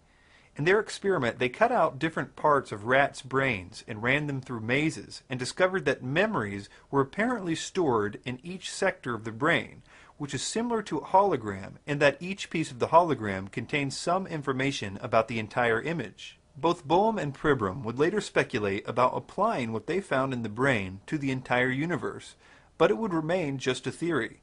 The rest of Talbot's book simply starts naming paranormal phenomenon and declaring that it exists because the universe is a hologram. He rarely if ever cites his evidence, and when he does, he reveals his lack of discernment. Consider his support of Sai Baba. Talbot spends several pages gushing over Baba as a perfect example that the universe is a hologram because Baba, according to Talbot, performs these miracles. But watch this video of Baba performing what can only be described as cheap sleight of hand tricks as I read from the holographic universe. Perhaps the most famous modern-day materializations are those produced by Sai Baba, a 64-year-old Indian holy man living in a distant corner of the state of Andhra Pradesh in southern India. According to numerous eyewitnesses, Sai Baba is able to produce much more than salt and a few stones. He plucks lockets, rings, and jewelry out of the air and passes them out as gifts. He also materializes an endless supply of Indian delicacies and sweets, and out of his hands pours volumes of vibhuti, or sacred ash. These events have been witnessed by literally thousands of individuals, including both scientists and magicians, and no one has ever detected any hint of trickery. He can make sweet syrups and fragrant oils pour from his hands. He can produce exotic objects, such as grains of rice with tiny, perfectly carved pictures of Krishna on them. Equally astonishing are his productions of sacred ash. Every time he walks among the crowds that visit him, prodigious amounts of it pour from his hands. He scatters it everywhere, into offered containers and outstretched hands, over heads and in long serpentine trails on the ground. If Sai Baba had produced them by sleight of hand, it was undetectable to us. Talbot also talks about cases of stigmata. This is when people get wounds in their hands and feet that are supposed to be similar to those of Christ. These cases are dubious at best, especially because the wounds usually happen when no one is looking. But this doesn't stop Talbot from simply declaring them all to be genuine and evidence that the universe is a hologram. Or take some of the cases that Icke is fond of referring to. I'm sure you've all heard of the hypnotist that made the man see through his daughter. Everyone seems to love that one. Like that wonderful story told by Michael Talbot in the Holographic Universe. Yeah. And I read that page over and over again when I first saw that book in the late 1980s. This is the story about the stage hypnotist who hypnotized the father to believe that his father was that his daughter was invisible. Mm-hmm. And then he was able to read an inscription on the watch held behind her body, because for him it was no longer there and reality had changed. It was physically different in his mind. Like you write about in your book, about the fellow who's, the hypnotist told the man, your daughter is not in the room with us any longer, and he looked right through the daughter to the man's watch. He tells a story in here, which is so brilliant. That's why I do tell it quite often, because it's so symbolic of what I'm talking about. He attended a party which his father had, and he had a stage hypnotist along to do party tricks for the guests. There came a point where the hypnotist is dealing with this guy called Tom, and he said to him, he's doing through the tricks, and then he said to him, when I bring you back to a waking state, you're not going to be able to see your daughter in the room. At which point the hypnotist led the daughter to stand right in front of the father who's looking in her belly. He brings him out of to a waking state, or apparently so, and he says, Tom, can you see your daughter? Tom's looking around. No, I can't see her. She's giggling, he can't hear her. The hypnotist went behind the daughter, put his hand in the small of her back and said, I'm holding something, Tom. What am I holding? He looked bemused because it was so obvious to him. He said, you're holding a watch. He says, there's an inscription on the watch, Tom. Can you read it? He peered forward, read the inscription. His daughter standing between him and the watch. The problem is that Talbot simply says this happened at his own father's friend's house. There's no citation whatsoever. We are asked to simply trust him that this happened. Let me ask you, if this was so easy that all a good hypnotist had to do was to tell someone that their daughter wasn't there, how come it hasn't been reproduced in a lab or some other place where this could be verified with a measure of proof? I mean, was this particular hypnotist the only guy in the world that could do this? Why not have someone simply put the idea to the test and prove it? I hope you see that the answer to that question is obvious. Talbot had preconceived notions himself. He describes how he grew up in a haunted house, and these ghosts would mess with him and his family. He describes involuntary out-of-body experiences and a host of other experiences involving what he calls poltergeists. He was on a mission to validate his experiences, even by his own admission. Here are some reviews of his book that I think sum this up well. I was profoundly disappointed by the book. I was expecting something that took an analytical view of an intriguing theory and explored its implications. Instead, what Talbot provided was a general overview of holography, some broad statements about its implications, and then tons of anecdotes about psychic phenomena that he claims are explained by everything being a hologram. Sadly, that's not science, nor is it compelling writing. Another reviewer says, the book is completely disingenuous and uses numerous case studies where the evidence is presented in a dishonest way. A simple Google search will turn up enough information on many of the book's claims to start to raise doubt. Further investigation will make you very upset that the evidence is presented so matter-of-factly, with no mention of the numerous controversies surrounding the evidence. This would be funny if it weren't obvious that Icke has based much of what he believes on this idea of the holographic universe. Now, let's move on to the next chapter, where we will explore in depth David Icke's most influential source. They tell him what to write, what to say, what to wear, what to believe and what not to believe, and he calls them the guys. The beings which we call the guys told us about. You call them the guys? The guys, yeah. But the beings like Tarot, Rakowski. And yeah, that's right. It's highly likely that I'm something to do with the whole process because I'm interviewing you. Well, it's difficult because I need to check all this out because you're throwing this at me and I need to sit down and check this out with the guys. But I would said that you were certainly involved in a great chance of being involved at that time. David often says that these beings have always guided him. It was the same beings that originally contacted him that are still guiding him. Well, I've been on a long journey of nearly 20 years now, consciously doing this, and some force has been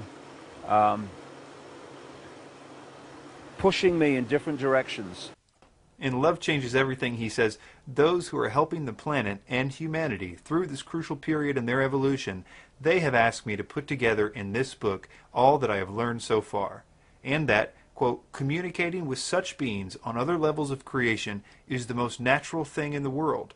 When he describes how it is that this communication with the guys takes place, he says, quote, this process is called channeling. The thought forms can be turned into written words. This is known as automatic writing.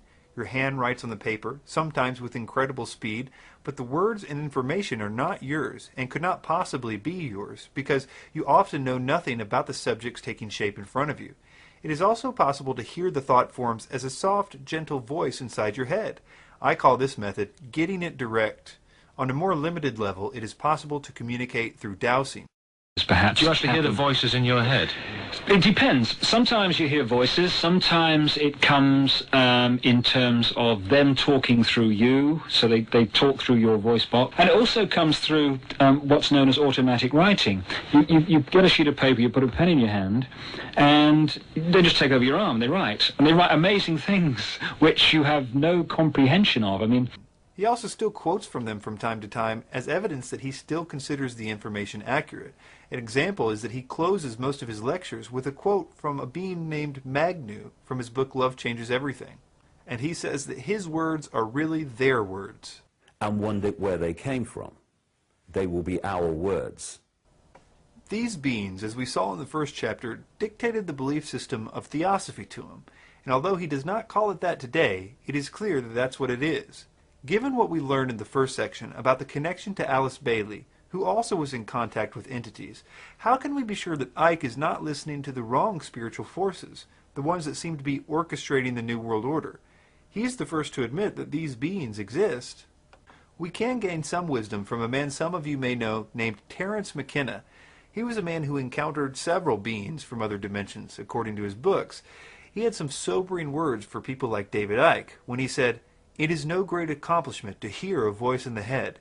The accomplishment is to make sure it is telling the truth, because the demons are of many kinds. There is no dignity in the universe unless we meet these things on our feet, and that means having an I-thou relationship. One say to the other, you say you're omniscient, omnipresent, or you say you're from Zeta Reticuli. You're long in the talk, but what can you show me? Magicians, people who invoke these things, have always understood that one must go into such encounters with one's wits about oneself. You can get a few things from this quote. Number one, McKenna believed that extra-dimensional entities were prone to lying about their identities. And number two, they were able to be summoned in magic rituals. And number three, that they don't necessarily have our best interest in mind, although they always would present it in that way in order to be trusted or to get us to do whatever they wanted us to do. I find it very interesting that McKenna said that the same entities that don't need to be trusted are the same ones that occultists summon in rituals. Although McKenna seemed to know that these entities were deceptive, he still sought contact with them, and he even attributed his amazing ability to speak eloquently to possession by one of them. He says, "After the experiment at La Correa, I had apparently evolved into some sort of mouthpiece for the incarnate Logos. I could talk to small groups of people with what appeared to be electrifying effect about peculiarly transcendental matters that you will read about in these pages. It was as though my ordinary, rather humdrum personality had simply been turned off, and speaking through me was the voice of another, a voice that was steady, unhesitating, and articulate, a voice seeking to inform others about the power and promise of psychedelic dimensions." From my study of the 2012 phenomenon, I have seen that these entities are very interested in getting people to go out and spread the idea that a spiritual evolution is coming. And like McKenna warned us about, they pretend to be all kinds of things in order to get us to tell their story. For instance, all the main forerunners of the 2012 idea got their revelation about 2012 and spiritual evolution from spiritual entities, claiming to be different things. Jose Arguelles got his information from a long-dead Mayan priest. Jose actually now changed his name to reflect that he believes himself to be a reincarnation of that Mayan priest. McKenna got his 2012 information from a being he calls the Logos, Pinchback from a being called Quetzalcoatl, David Wilcock from the Egyptian god Ra, Barbara Han-Clow from the Pleiadians. I might have even been able to believe that these entities were good and were simply giving the same message under different names just to make the message easy for the person to handle, if it weren't for the fact that all the information they gave about astronomy and science was so wrong. For instance, David Icke in his book, And the Truth Shall Set You Free, talks about the, quote, photon belt. Keep in mind while we read this, that this information is 100% channeled information originally. None of it is real science, and we will see how wrong this theory is in a moment.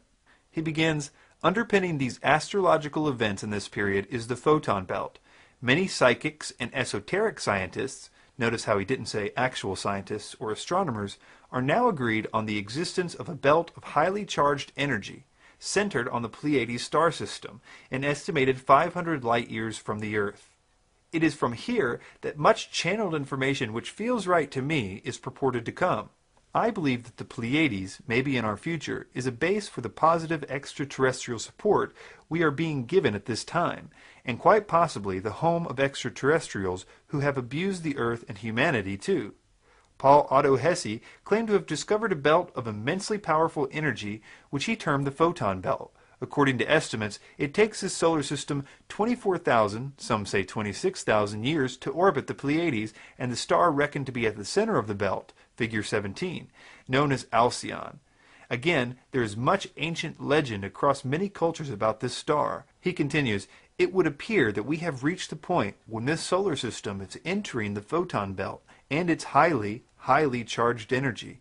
The influence of the belt on the Earth began in the early 1960s and affected the thinking of many people, but it was as nothing compared to what will happen over the next 35 years. While it takes 2,000 years to pass fully through the belt, the biggest impact is when we first enter, and the vibrations and molecular structure of everything has to cope with the dramatically changing conditions. This will affect the thinking, behavior, and physical bodies of all life forms. He concludes by saying the effect of the photon belt is activating data stored in our consciousness and our physical bodies. He says knowledge is being unlocked from the cells, bones, and our DNA, which will eventually be restored to its 12-stranded potential. Now you can see that if this were true, it would be a great find to support the idea of a coming spiritual evolution that Icke and Alice Bailey and Michael Tsarian and all these spiritual entities are trying to get us to believe. But the problem is that all this science that these entities told us is not true. Even the basic math shows this to be impossible. Our solar system and that of Alcyon are both orbiting around the galactic center. It takes us about 226 million years to go around one time, and that's at 486,000 miles per hour. If our solar system was also orbiting around Alcyon while it was also revolving around the center of the galaxy, it would need to be going much faster than the speed in which we are currently moving. One scientist said it this way: "The math doesn't work," he says. "Alcyon is 400 light years from Earth. If the Sun was orbiting Alcyon in 250,000 years, it would have to have an orbital speed of 3,142 kilometers a second, which is 14 times faster than the Sun is currently orbiting the galactic center. This would be readily apparent if it were so. Another way of expressing this is that if the Sun was orbiting Alcyon at the same speed as it goes around the galactic center, and if there were such a lesser orbit that it would probably be much slower, then it would take either 3.5 million years instead of 250,000 years, or Alcyon would have to be only 28 light years from Earth instead of 400. Besides, our movement has been measured against the background of stars on numerous occasions, and scientists have found no trace of such an orbit. And this is only the beginning of this theory's problems.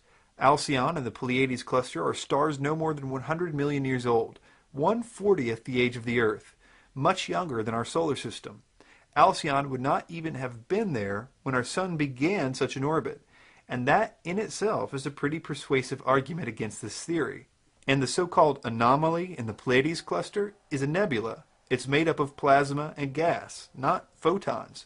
Photons are light, and light doesn't gather in clouds like that. Nebulas are remnants of supernovas, and they diffuse over time, and therefore wouldn't even be expected to be there if we were orbiting it in a cycle of 26,000 years. The core of the Pleiades cluster is approximately 8 light years across. The Sun, and with it the Earth, is moving away from Alcyon. This should be the final nail in the coffin of this theory. So, these entities are either really bad with science, or they are intentionally deceiving us to believe in a Hitler-esque fifth root race spiritual evolution. We will look at the possible motives for that theory in the next and final section. But for now, I want to propose a theory about what these beings are. Most of you will recoil at my suggestion that these are demons. But before you do, I think that the science of anthropology will help us to see that every culture has agreed on demons existing and on their basic characteristics. For instance, of them being very evil. For example, the Sumerians could not even agree if their gods were good or evil, but they were unanimous that the demons they dealt with were very evil. Cultures around the world have described possession by these evil entities in their writings, as well as demons being very deceptive and manipulative. The methods for summoning them are consistent. Certain drugs or rituals or tools like runes or chants. It's interesting to note that the methods for making contact are ultimately based on the free will of the practitioner. What I mean by that is that according to basic demonology, demons require an invitation, although they sometimes manipulate the person through deception into giving them that invitation. Take a Ouija board, for example. It's just cardboard and paint, but those that decide to use it are essentially asking to be contacted by spirits, and that's all the spirits need, your willingness to be contacted, your free will. So let's look at David's testimony to see if we can get any idea if he's dealing with demons instead of ascended Atlanteans trying to help humanity evolve.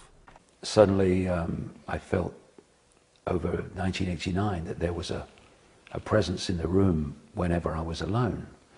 And it became more and more tangible as 1989 unfolded. It was bizarre, really, because whenever I was in a room alone, like a hotel room or something, there was this presence, you know.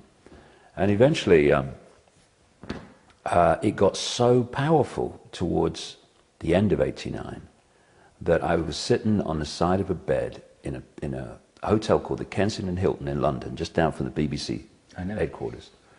And I said to this apparently empty room, look, if there's something there, would you please contact me, because you'll drive me up the wall. Let's stop right there for now. Notice how all this began with a desire to be contacted. Also note that David will later go on to basically preach that this is all that must be done for anyone to be contacted. All we've got to say, and it's very simple, is I accept that I'm being guided. I have guides in other frequencies, other dimensions of life, who are here to guide me and help me through this lifetime so that I learn the lessons I decided I wish to learn. Go ahead and guide me. And when you do that, things start happening. He says on page 139 of Love Changes Everything, quote, "Every single life form can be a part of this transformation if they say openly, 'I wish to be guided and work for the light.'" Notice that he capitalizes the word light. On page 156, he quotes the entities which told him, quote, "Always ask for protection and guidance. Ask and you shall receive. Seek and you shall find. But then they say, you must make the first move. You need to exercise your free will." They tell him at the end of the book, quote, "Welcome all beings. If you do this, you're welcoming creation into your life."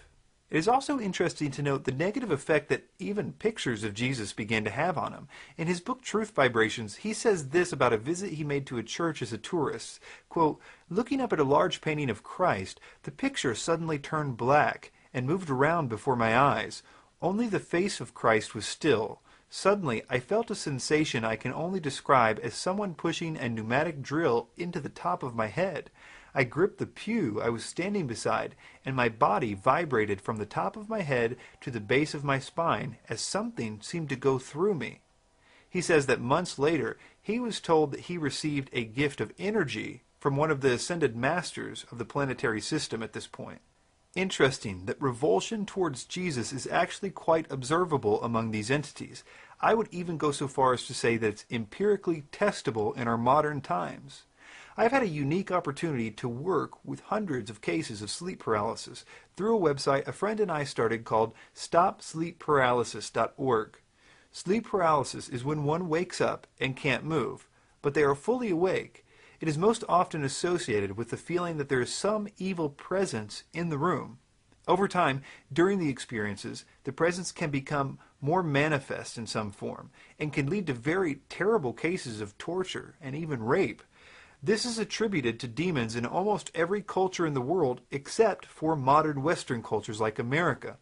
A few examples are in Fiji. The experience is interpreted as kana tevoro, or being eaten or possessed by a demon. In the Hmong culture, sleep paralysis is described as an experience called dab swam, or crushing demon.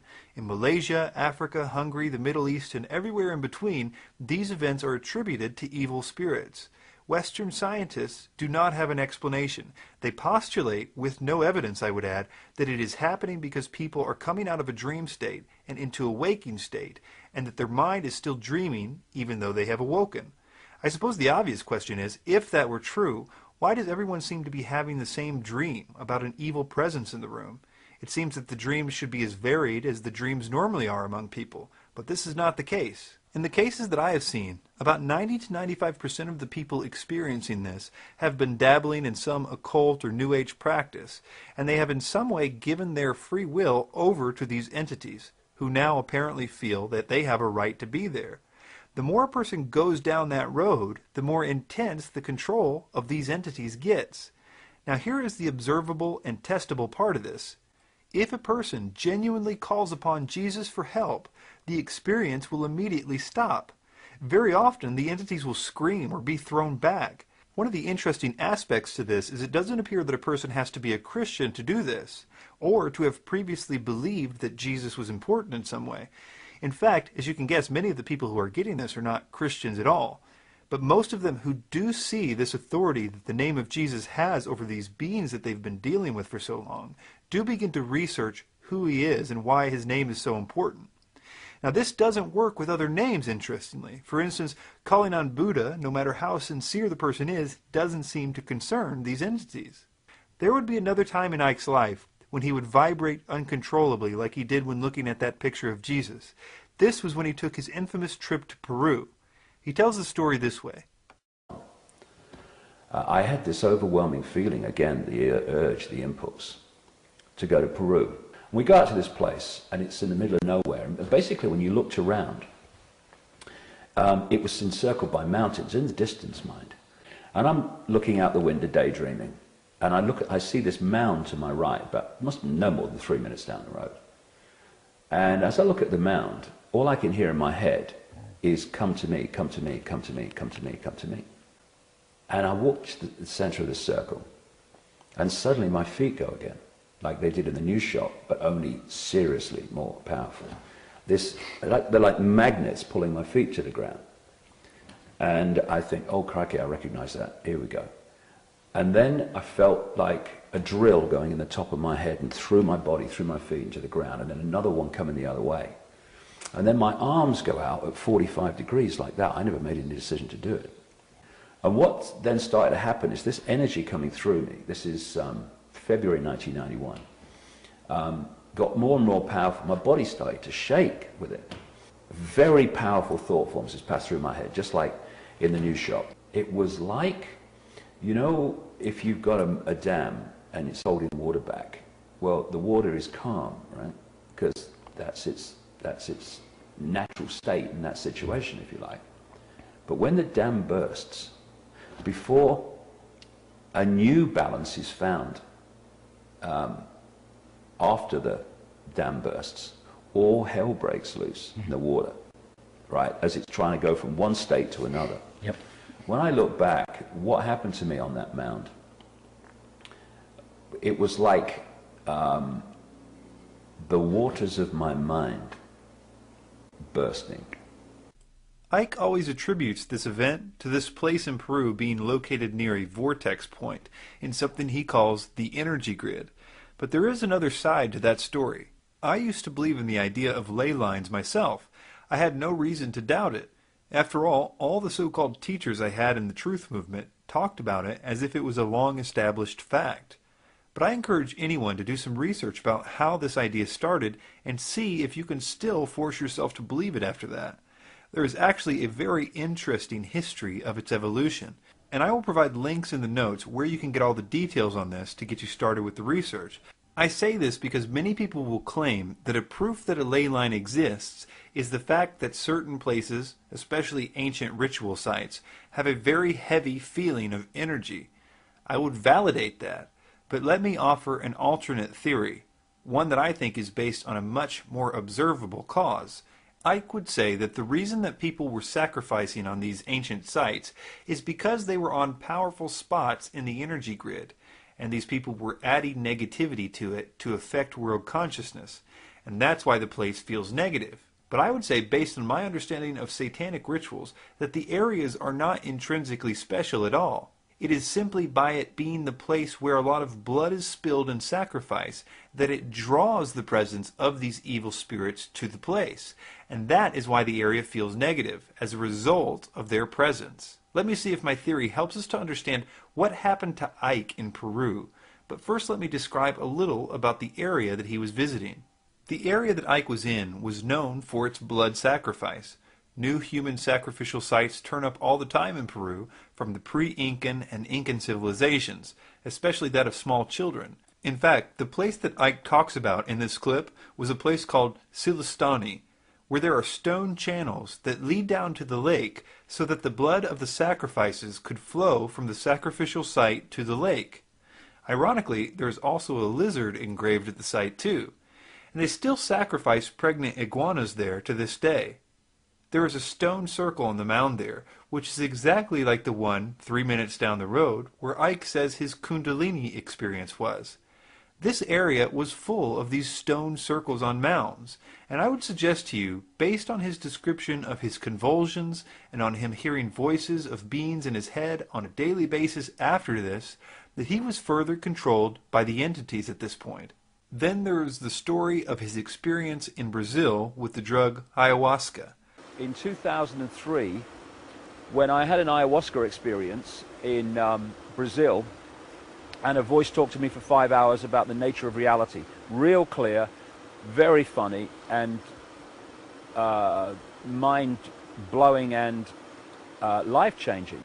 Ayahuasca is a DMT-containing drug, which is naturally produced in the pineal gland, and is present in wild plants found in places like the Amazon basin, and has been used for millennia by Aboriginal shamans and medicine men to contact the spirit world and to receive information from entities there. It is common for adjoining DMT partakers to see the same apparitions. psychologist Dr. Rick Strassman conducted a formal clinical study of DMT ingestion under the auspices of the University of New Mexico, which he detailed in his book, DMT, the Spirit Molecule. He found, under controlled clinical conditions, that subjects had these experiences within seconds of ingesting DMT, which almost universally mimicked what are described elsewhere as alien abduction events. Note that these subjects were screened to be those who were not familiar with stories of UFOs or did not believe in them. The entities they encountered were typically described as traditional greys, reptilian, or insect-like. The context usually involved medical and reproductive experiments conducted by the entities on the subjects, described as violent rape episodes. When subjects were willing to try additional experiences, they reported that the entities acknowledged their prior disappearance with no sensation of time loss. The episodes were so traumatic to the subjects that a support group was later formed to help them deal with the emotional trauma of the experiences. I would ask you to remember the quote from Terence McKenna warning us about these entities. He had more experience with this drug than most people, and as much as he enjoyed talking about it, recall that he always described the so-called elves he came into contact with as, quote, mischievous, which is a more sugar-coated version of the descriptions that I have heard from people who have taken it, who simply call these beings evil. And I'm sure not everybody's experience is bad, but here's the question we should ask about these entities that show up when we take drugs like this. Should we assume that the entities that are talking about love are good? Or based on the fact that the negative ones obviously exist and are contacted by the exact same means, can we be skeptical of the positive ones as well? In fact, how do we know that the so-called good ones we encounter aren't simply pretending to be good? Especially, as in Icke's case, if the voice is clearly describing the same doctrine that Alice Bailey's ascended masters have been trying to teach us from the beginning, this idea of spiritual evolution. I think that the biggest problems we have in the truth movement are, one, we have no idea that everything we believe, we were made to believe by people carrying the message of these entities. And two, because we don't really understand what their endgame is, or why they are so diligent with this deception, it makes us powerless to defend against it. We don't even know what it is they're trying to ultimately do. We find ourselves wanting to believe what they want us to believe, and we never have realized that we are being led like sheep to the slaughter to what I like to call the New World Order. Let me introduce you to the real plan of the Illuminati. The one thing that has never changed in Icke's teaching is the idea of the coming evolution of humanity. One of the themes at that time, we're talking 1990, was that there was a consciousness shift coming. I kept meeting psychic people a lot in those days, and they kept saying, I'm getting something, I'm being told to tell you this, and again it was, there's a consciousness shift coming. There is an awakening coming. And now as the 90s have become the new century, more and more this stuff about this shift is going on. This also happens to be the central thesis to Theosophy, the mother of the New Age movement. In fact, the very term New Age is referring to a coming time of spiritual evolution. This fact alone should show you how the idea of a spiritual evolution is the only idea that matters to these beings. We've already looked at some of the reasons why Icke thinks the idea of a coming spiritual evolution is valid. One is because he believes the photons from the photon belt will change us, and alternatively, he believes that the galactic logos will send its 7 rays through the sun god and change our DNA into a better evolution. Despite these flimsy premises, Icke is absolutely convinced that nothing can stop this from happening. I'm absolutely convinced that the end of this prison society is a done deal. I think the outcome is going to happen. I think it's meant to happen. And we're now seeing, and it will go on for a while, but we're now seeing the last throes of a dying system. You also have to understand that we are being promised a utopia in no uncertain terms. He says, quote, beyond the turmoil of transformation awaits a new dawn for all life forms on this planet. We will live in a world of love and peace and harmony, a world which the extremes of today and the recent past will give way to a level of understanding, wisdom, love that we could not begin to understand on this low and troubled frequency.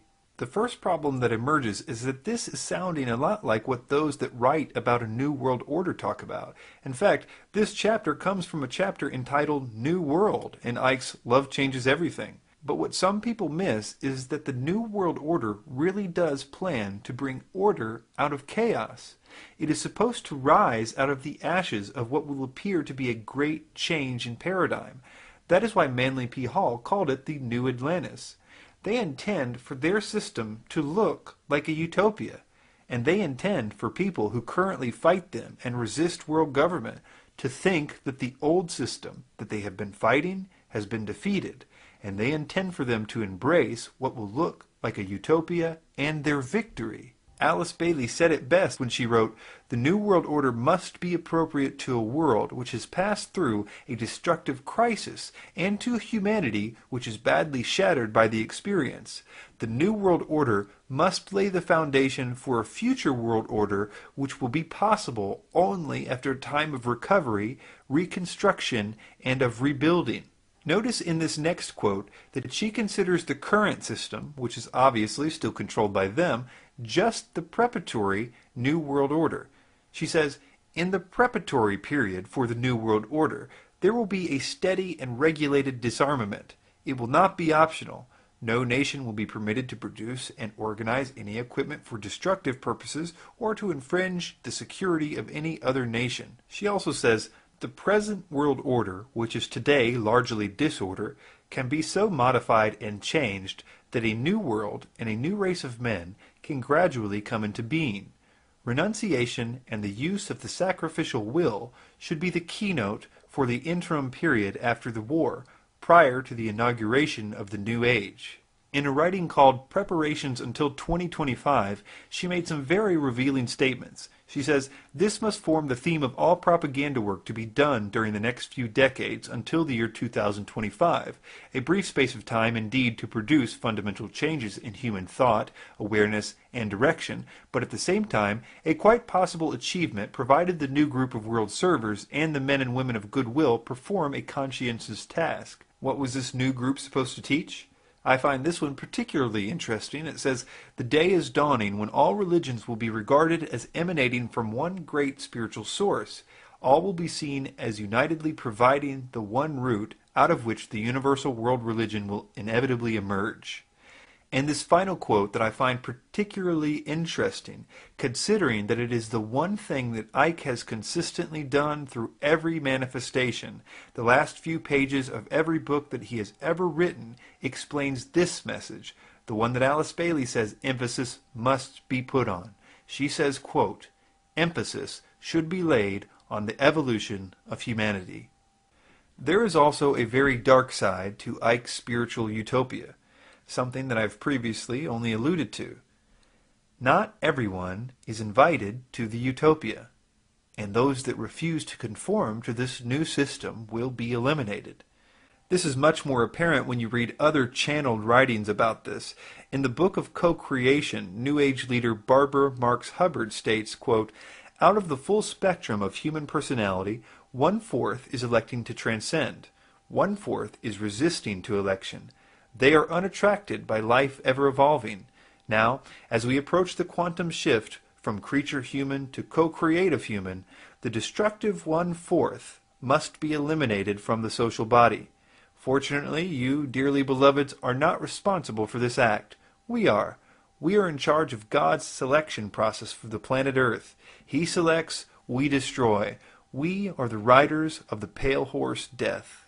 Alice Bailey explained what the New World Order would do to those who refuse to accept its utopia. She says, "Let us never forget that it is the life, its purpose, and its directed intentional destiny that's of importance, and also that when a form proves inadequate, or too diseased or too crippled for the expression of that purpose, it is, from the point of view of the hierarchy, no disaster when that form has to go. Death is not a disaster to be feared. The work of the destroyer is not really cruel or undesirable. Therefore, there is much destruction permitted by the custodians of the plan, and much evil turned to good." In his chapter New World, Icke says, "I do not seek to hide the severity of this period of fundamental change. It will be tough for every one of us.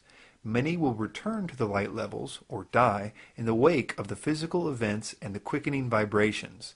The Earth Spirit is already raising up the subplanes, and through the years ahead she will progress through the whole frequencies in her journey back to Atlantis and beyond. Those who cannot quicken their own vibrations through love and balance will find themselves out of synchronization with the environment around them. This process is already apparent.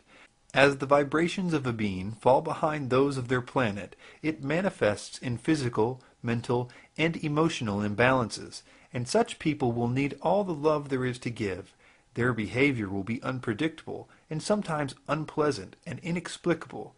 Those who cannot at this time rise with the climbing subplanes and frequencies will eventually return to the light levels, or die, and be surrounded by love and indescribable warmth and power. They will assess their progress and decide how they wish to proceed on their path of evolution. Icke also says later in the book, "And the Truth Shall Set You Free," quote, "Others who follow the propaganda of the global elite and the prison warder consciousness will cling to the old vibration. In their desperation to find security, they will become even more vehement in their religious, political, and economic dogma. They will resist the rising vibrations if they choose that path, and this will have mental, emotional, and physical effects.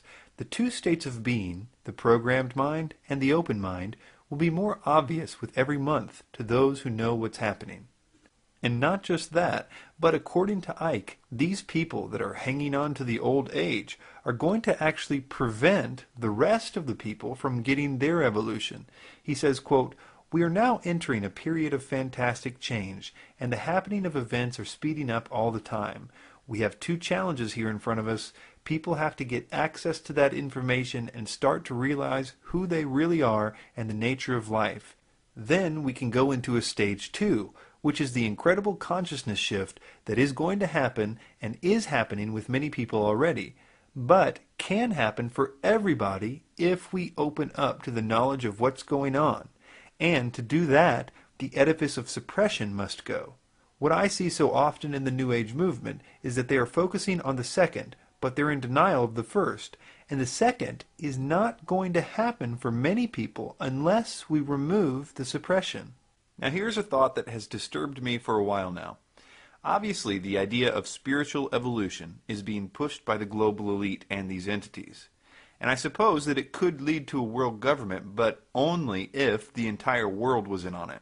What I mean is that right now, only the New Age and the so-called truth movement, which has now been converted to the New Age, believe the spiritual evolution stuff. And sure, the idea is expanding, thanks to shock value things like the 2012 stuff, but still, it would have to be believed by the entire world, not just a few. They would have to be passionate about the idea of spiritual evolution for this to work. Now, let Mr. Icke explain how this could all change overnight.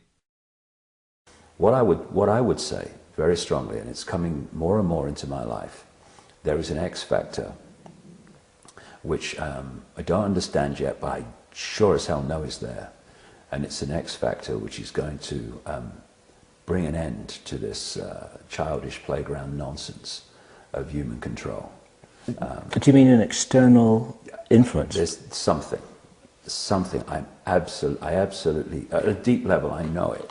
I'd say, and I'm probably being optimistic, I'd say we would live in a global version of Nazi Germany within 10 years, if we take that route. Mm-hmm. If we take that route, we'll, in 10 years' time, be deeply into a transition to a very different world. It's just a choice. But this X factor is going to help us to change the world to one that I would like to live in. Don't know what the X factor is, but I know it's coming. No one's going to do it for us, right? Well, my feeling is that there's an X factor. I don't think myself that humanity can do it alone, because the program is so deep and the pressure to go the other way, to hold on to the hack, is so powerful to people who are in mind alone, that I think what we can do is change enough so that we stop adding to the problem. But I think there's an X factor. I think that there are things going on now outside of our awareness and on much higher levels of consciousness than we're aware of, which is also supporting this change. Notice what the function of the X factor is. He says that the programming to hold us all into the old ways is too strong. But the X factor, this external thing, will shatter that paradigm and set us free from our old way of thinking, and it will give us a new paradigm. Let me suggest a possible X factor that people like Bill Cooper have suggested, and one that I think, without question, we are being prepared for by the global elite, and have been for at least 70 years. That is, an extraterrestrial presence being discovered. Now, I realize that Cooper presented documents that reveal a plan of the New World Order to use an alien threat to cause patriotism needed for world government. After all, people would no longer view themselves as separate countries, but instead a world family. Now, this would also create the need for a world bureaucracy to deal with the threat. But I think that based on the propaganda of Hollywood and the occult writings, that this might not be presented as a threat at all, but rather them posing as a savior to a world that will be war-torn.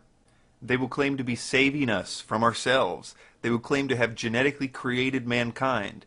They would claim that they used to be like us, and that we are on the verge of an evolution. Now, suspend your disbelief for a moment as I explain how this would serve as Icke's X factor and the catalyst for his utopia, and the real New World Order to begin, all at the same time. First, it would accomplish the primary thing that Icke says we need to do in order to shift with the planet. That is, to destroy the religions of all types. All over the world, religions would be in turmoil. Here these aliens are claiming to have created us. That means they're claiming to be our God in a sense. Overnight, the programming that Icke says is too powerful, the religious programming that is holding us back from the shift, would be shattered. All the religions would be forced to reconsider their ideas. Secondly, it would finally get the idea of a possible spiritual evolution to the entire world. Everyone across the world, from the smallest village to the largest city, would have a really good reason to believe that they too could be evolved. They could become like the aliens. They could become actual gods. Overnight, the X Factor could turn the entire world into little David Ickes, believing their evolution was just around the corner. And of course, people would believe that the world government utopia was possible then. But it would be best if this came after a time of war, like when Alice Bailey said that the New World Order must be appropriate to a world which has passed through a destructive crisis and to a humanity which is badly shattered by the experience. Now here's why. We need to be convinced that the utopia that we will be asked to join is totally different than the old system. For us truther types, we will need to be convinced that the New World Order has been defeated in order to trust such a utopia. The regular people will only have to be convinced that the new system, since it will be based on non-religious ideas now, because the aliens showed us that the religions were wrong, will be one where there will be no more wars. That will be the promise. The war that we were saved from initially by them must be made to look like the epitome of religious wars. It will be something that pins the Jews against the Muslims, which will draw in the so-called Christians. The world will be convinced that the previous war was all about religion.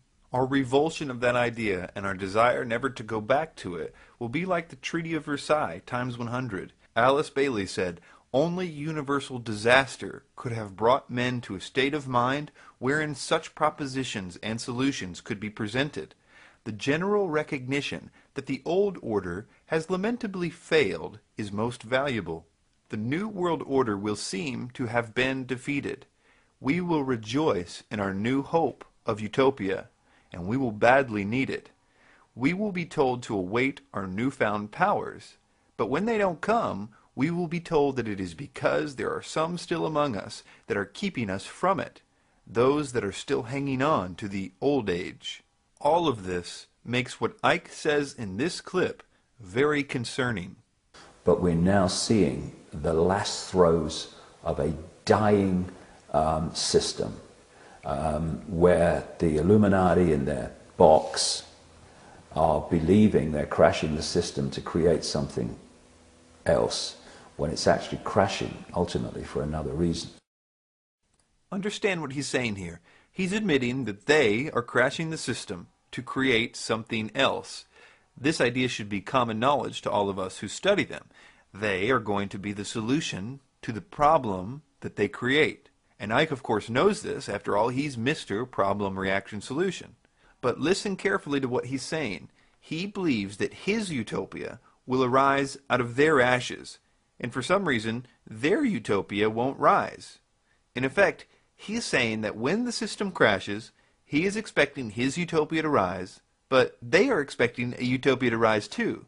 Now, how are we supposed to know that the utopia we get after this crash is the one that Icke is talking about, instead of the one that they've been planning to bring about for so long? Or probably the better question is, are these utopias one and the same thing? They certainly sound the same. What a dangerous game this is. They will say that there are still people who don't trust this new utopia, and that they will have to be eliminated for everyone else's benefit. These people will be primarily Christians, because there are prophecies specifically mentioning a great deception that will seem to offer peace, but that it will only last 3.5 years before it shows its true colors. All the other religions will find it easy to agree with this new system. This, in addition to the propaganda that Christianity is behind all the wars of the past, will convince the entire world of these words of Aleister Crowley, who was given this message from a being claiming to be an Egyptian god. Quote, "But the future is now, and the maneuvers are being unveiled. As far as Christianity's role in this new age," Carpenter states, "Christianity, therefore, as I say, must either now come frankly forward and acknowledge its parentage from the great order of the past, seek to rehabilitate that, and carry mankind one step forward in the path of evolution, or else it must perish. There is no alternative. Or, as New Age author Eckhart Tolle likes to say, evolve or die." We've been told by Icke, a man definitely possessed by something, that if we worship the God of the Bible, we are worshiping reptilians. And when you worship, you project energy, and you are feeding this force by thinking you are worshipping a God when you're worshipping these. He has changed his mind in every book that he's written about which way to tell you not to look towards Jesus and not to look at the Bible. His entities have told him to tell us that demons don't exist. The voice that talked to him for 5 hours in Brazil went on quite a tirade about how demons don't exist. How could they, after all, if everything was an illusion? There is a fabulous reason why this misdirection is happening, because the real agenda is being played out like a military system. These demons are influencing people to prepare the way for what the New World Order calls its phoenix, and what the Theosophical Society calls the World Teacher, their Christ, what I would call the Antichrist. A genuine Satanist knows exactly what I'm talking about right now, and that this plan has been the plan all along. They are awaiting something they call the Black Awakening, when this system of the Antichrist will begin. Alice Bailey said, "The widespread expectation that we approach the age of Maitreya, when the world teacher and present head of the spiritual hierarchy, the Christ, will reappear among humanity to sound the keynote of the new age. There are millions of mentally alert men and women in all parts of the world who are en rapport with the plan and work to give it expression. They provide opportunity for cooperation with the spiritual evolution of humanity. There is no group so likely to ensure that humanity achieves this most difficult goal as the men and women of goodwill, requiring only courage to initiate action to prepare for the New World Order. All the conspiracies, all of them, are leading up to one event. There is an ancient angel that has been working on a system that would allow him to actually control the world to such a degree that he could force them to worship him as God. And unfortunately, for the first time in history, technology is now capable of doing that. I believe that the implantable microchip could actually play a role in this worship. And he is the general in all of this. This is why you find Satanism behind every door you kick down in the investigation of the New World Order. This is why you find his demons telling people to go out on a world stage and teach a doctrine that will lead them right into his hands, to an elitist mindset, seeking the Luciferic initiation of the Lightbringer, Prometheus, Lucifer, the Solar Logos. They've always been preparing you for him. Their agenda has never changed. But we have been so brainwashed to hate Christianity that the Bible is literally the last place we would look for the truth. Jesus spoke of a time that's coming, and he said, "Now the brother shall betray the brother to death, and the father the son, and children shall rise up against their parents, and shall cause them to be put to death. And ye shall be hated of all men for my name's sake." Now this is interesting. Here's a guy that not even his enemies can find a good reason to accuse him. He's entirely just and sincere and humble in the Bible. Yet for some unknown reason, what he said is absolutely true. We will be hated for his name's sake. This hate has to come from a third party. Our enemy perverts the Bible to make you think that religion is equal with Jesus, so that you will reject him. And I submit to all of you that Jesus was the most anti-religious person that ever walked the face of the earth. He had nothing but compassion for sinners. In fact, the only harsh thing he ever said was to the clergy of his day and the bankers. The reason the mere calling on his name crushes whatever force is behind sleep paralysis and so-called alien abductions is because he really is who he claimed to be. And the demons are just as scared of him now as they were during the pages of the Bible. Jesus said in Matthew 11, verse 28, "Come to me, all who are weary and heavy laden, and I will give you rest. Take my yoke upon you and learn from me. For I am gentle and humble in heart, and you will find rest for your souls. For my yoke is easy and my burden is light." Christianity is not a belief system. It's a supernatural event that happens to you. Your life begins to change. You start to love things you used to hate, and hate things you used to love. You are given a new power to turn from the things that have you in chains.